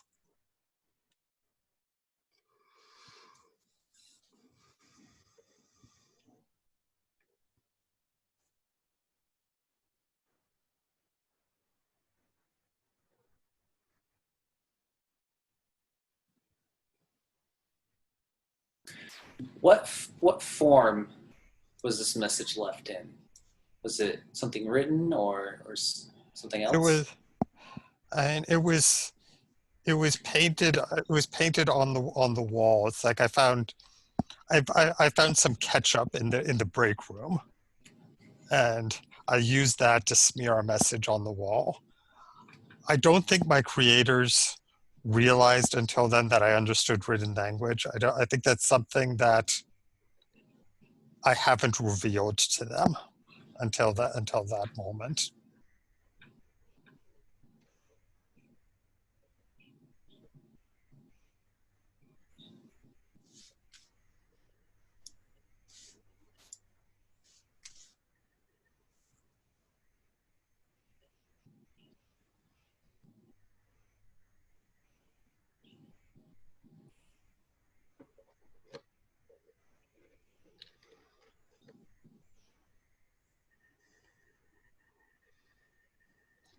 All right, I think I am going to give each of the last two players one more question and then pull the end card, so that we've got a complete round. And I'm going to fish a little bit to try to give them interesting questions. So,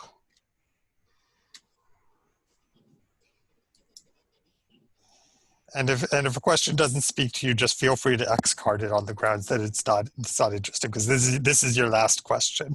You should get one that you like. You killed someone. Why did this make you happy?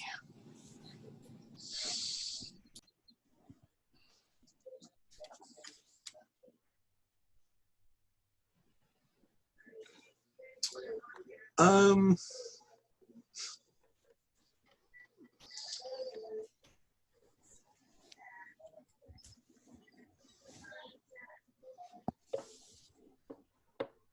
I think they were an animal abuser, and so I felt very justified.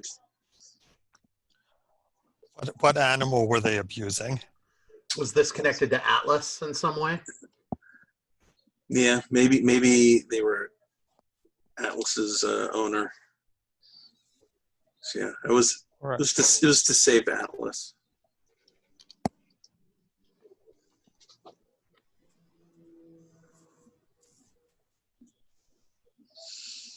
So Atlas wasn't actually a stray. Atlas, we rescued them from a cruel owner.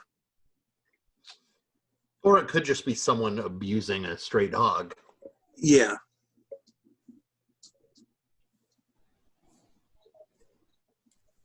Yeah, this was someone. Yeah, maybe they weren't Atlas's owner. Maybe that's not right. But yeah, someone that Atlas knew, and yeah, it made me happy because I could take Atlas and make sure they didn't hurt Alice anymore, but it would hurt other animals. So I was saving all the other animals as well. So this killing, it made the newspapers. Do the newspapers know that we're responsible? Oh, they just blame Sasquatch again. Who even is this person? Yeah, I mean, I think they knew something was unusual about it.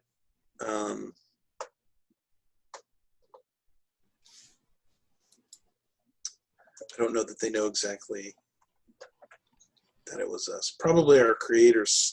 There was enough in the news article that our creators saw it, and probably they knew it was us.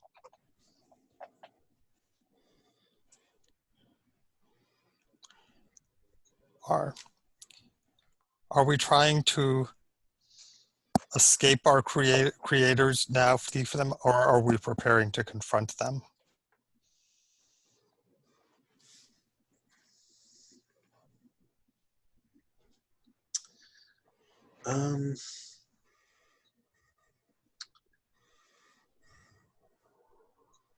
I don't know if we're ready, but I also know we don't want to run forever.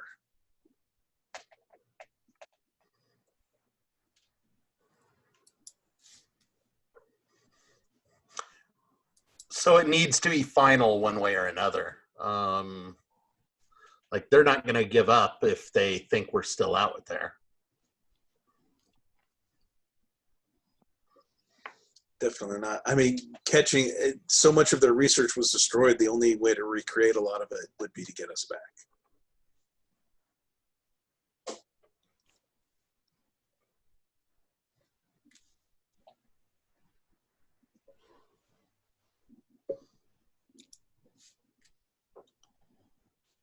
All right, let's go on to the last question before the end card. And I'm going to find I'm going to try to find an interesting one. Let's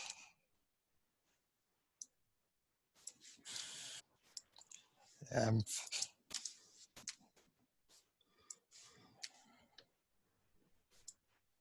uh, this one seems all right.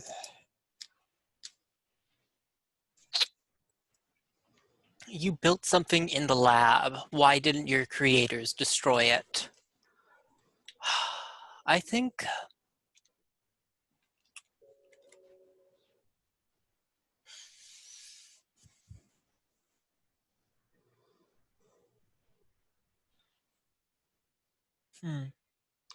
Well, we already have something that we built.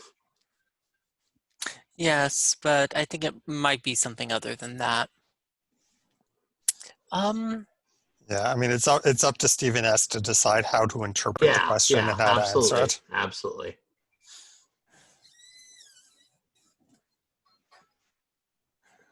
I think that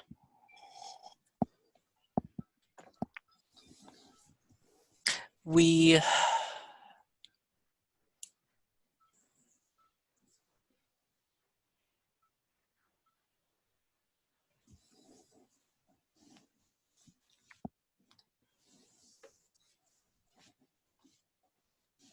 hmm.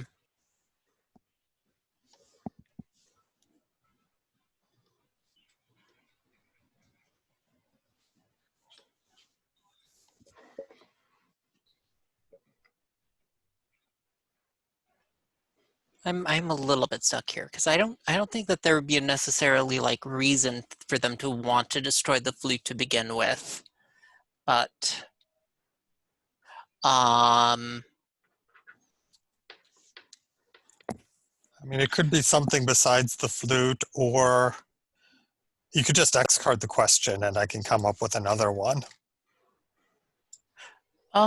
just give me a sec. I think that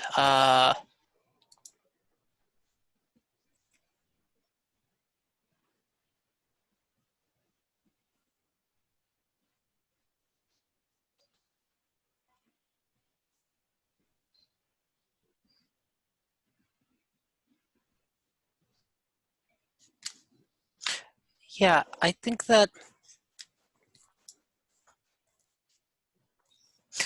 during one of the escape attempts,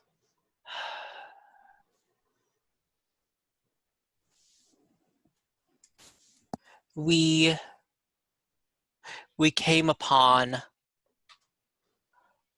one of their labs where they kept the failed experiments, the ones that they were going to discard to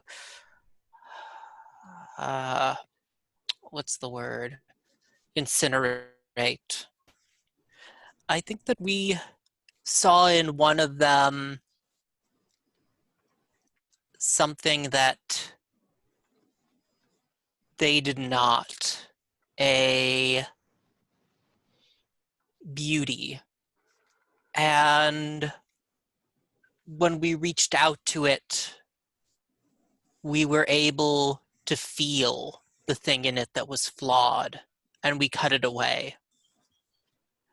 And this disturbed them, but I think it also interested them, since that creature was taken away with us when they caught us. And I know that it was not returned to be destroyed.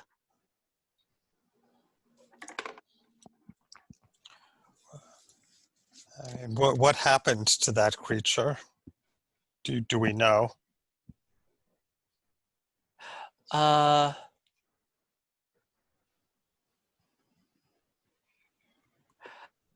uh,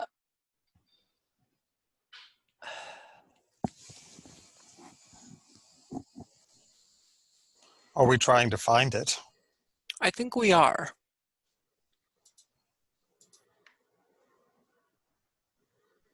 Is that what's pulling us back from this place that we escaped to? Yes, I think it is. To find this thing that is like us, but of us.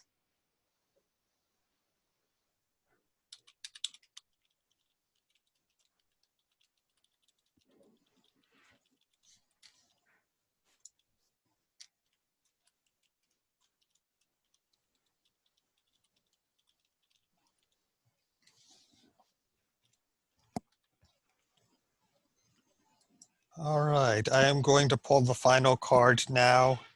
We will all answer it. And basically, we're going to go with whatever the majority of the players answer is going to be the final answer. So, Richard, if you'll read the question and give your answer, and we'll go around in character keeper order. Your creators have found you. Do you destroy them, or do they destroy you? Well, my literary sensibilities are telling me that we have to be destroyed. Um, All this that's what this story feels like to me. So that's my vote.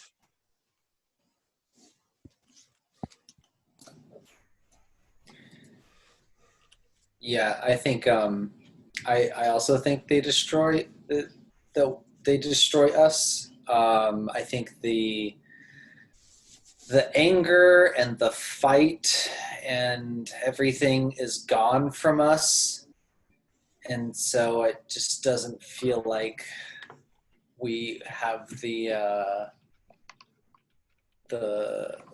wherewithal to stop them. I mean, I I feel like we are going to try to survive. I feel like we have we are more prepared than our creators anticipated, and we are more ruthless than they expect, and we destroy them, and there's with our creators gone, there is no one left to track us down. You people just so willing to hand over Prometheus to them. Brian?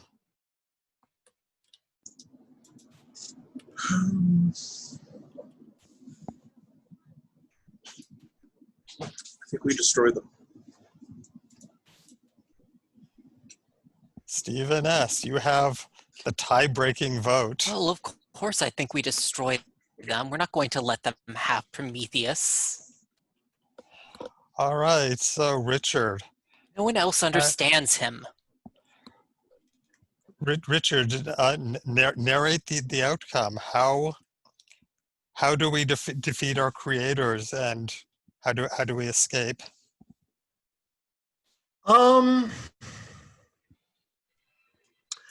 I think that we are able to engineer a confrontation in which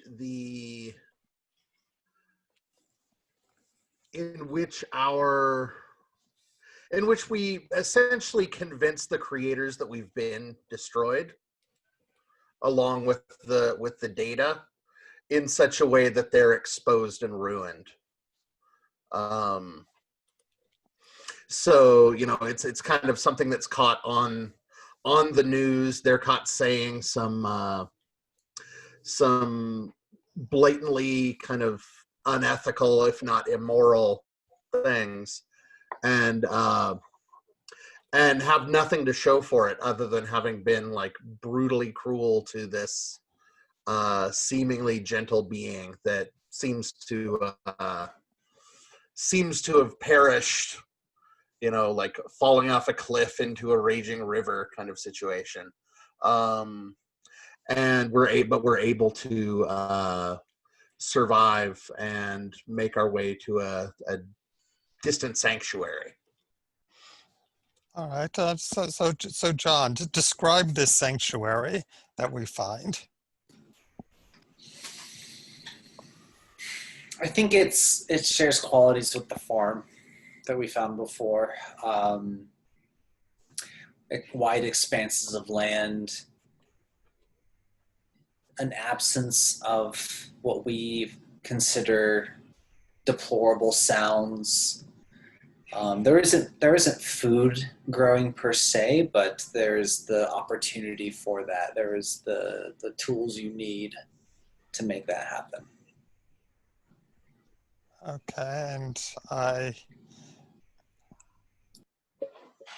I will add that yeah, we stay isolated for a time, but we do eventually find the other creation, and we rescue them from the facility that they're being held in and bring them to our sanctuary. So, Brian, what happens next? What happens over time?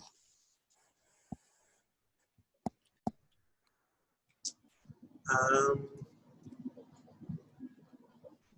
think then we need to expose, our creator's competitor as well. And that takes longer because we know so much less about them.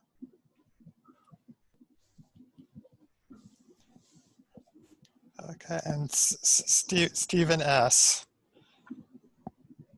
do we ever leave our sanctuary? Does society ever reach a point where we feel that we can be accepted as we are?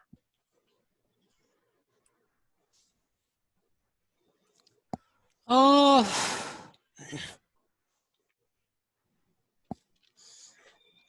Oh no, I should think not. But we bide our time growing our numbers. After all, we have our little friend here and our knowledge, and then soon we'll be able to make ourselves known. So we do learn the secret of how to make new creations. Oh yes, I should think so. All right. Well, that was The Brokenhearted, game by Tracy Barnett. You can find it on itch.io.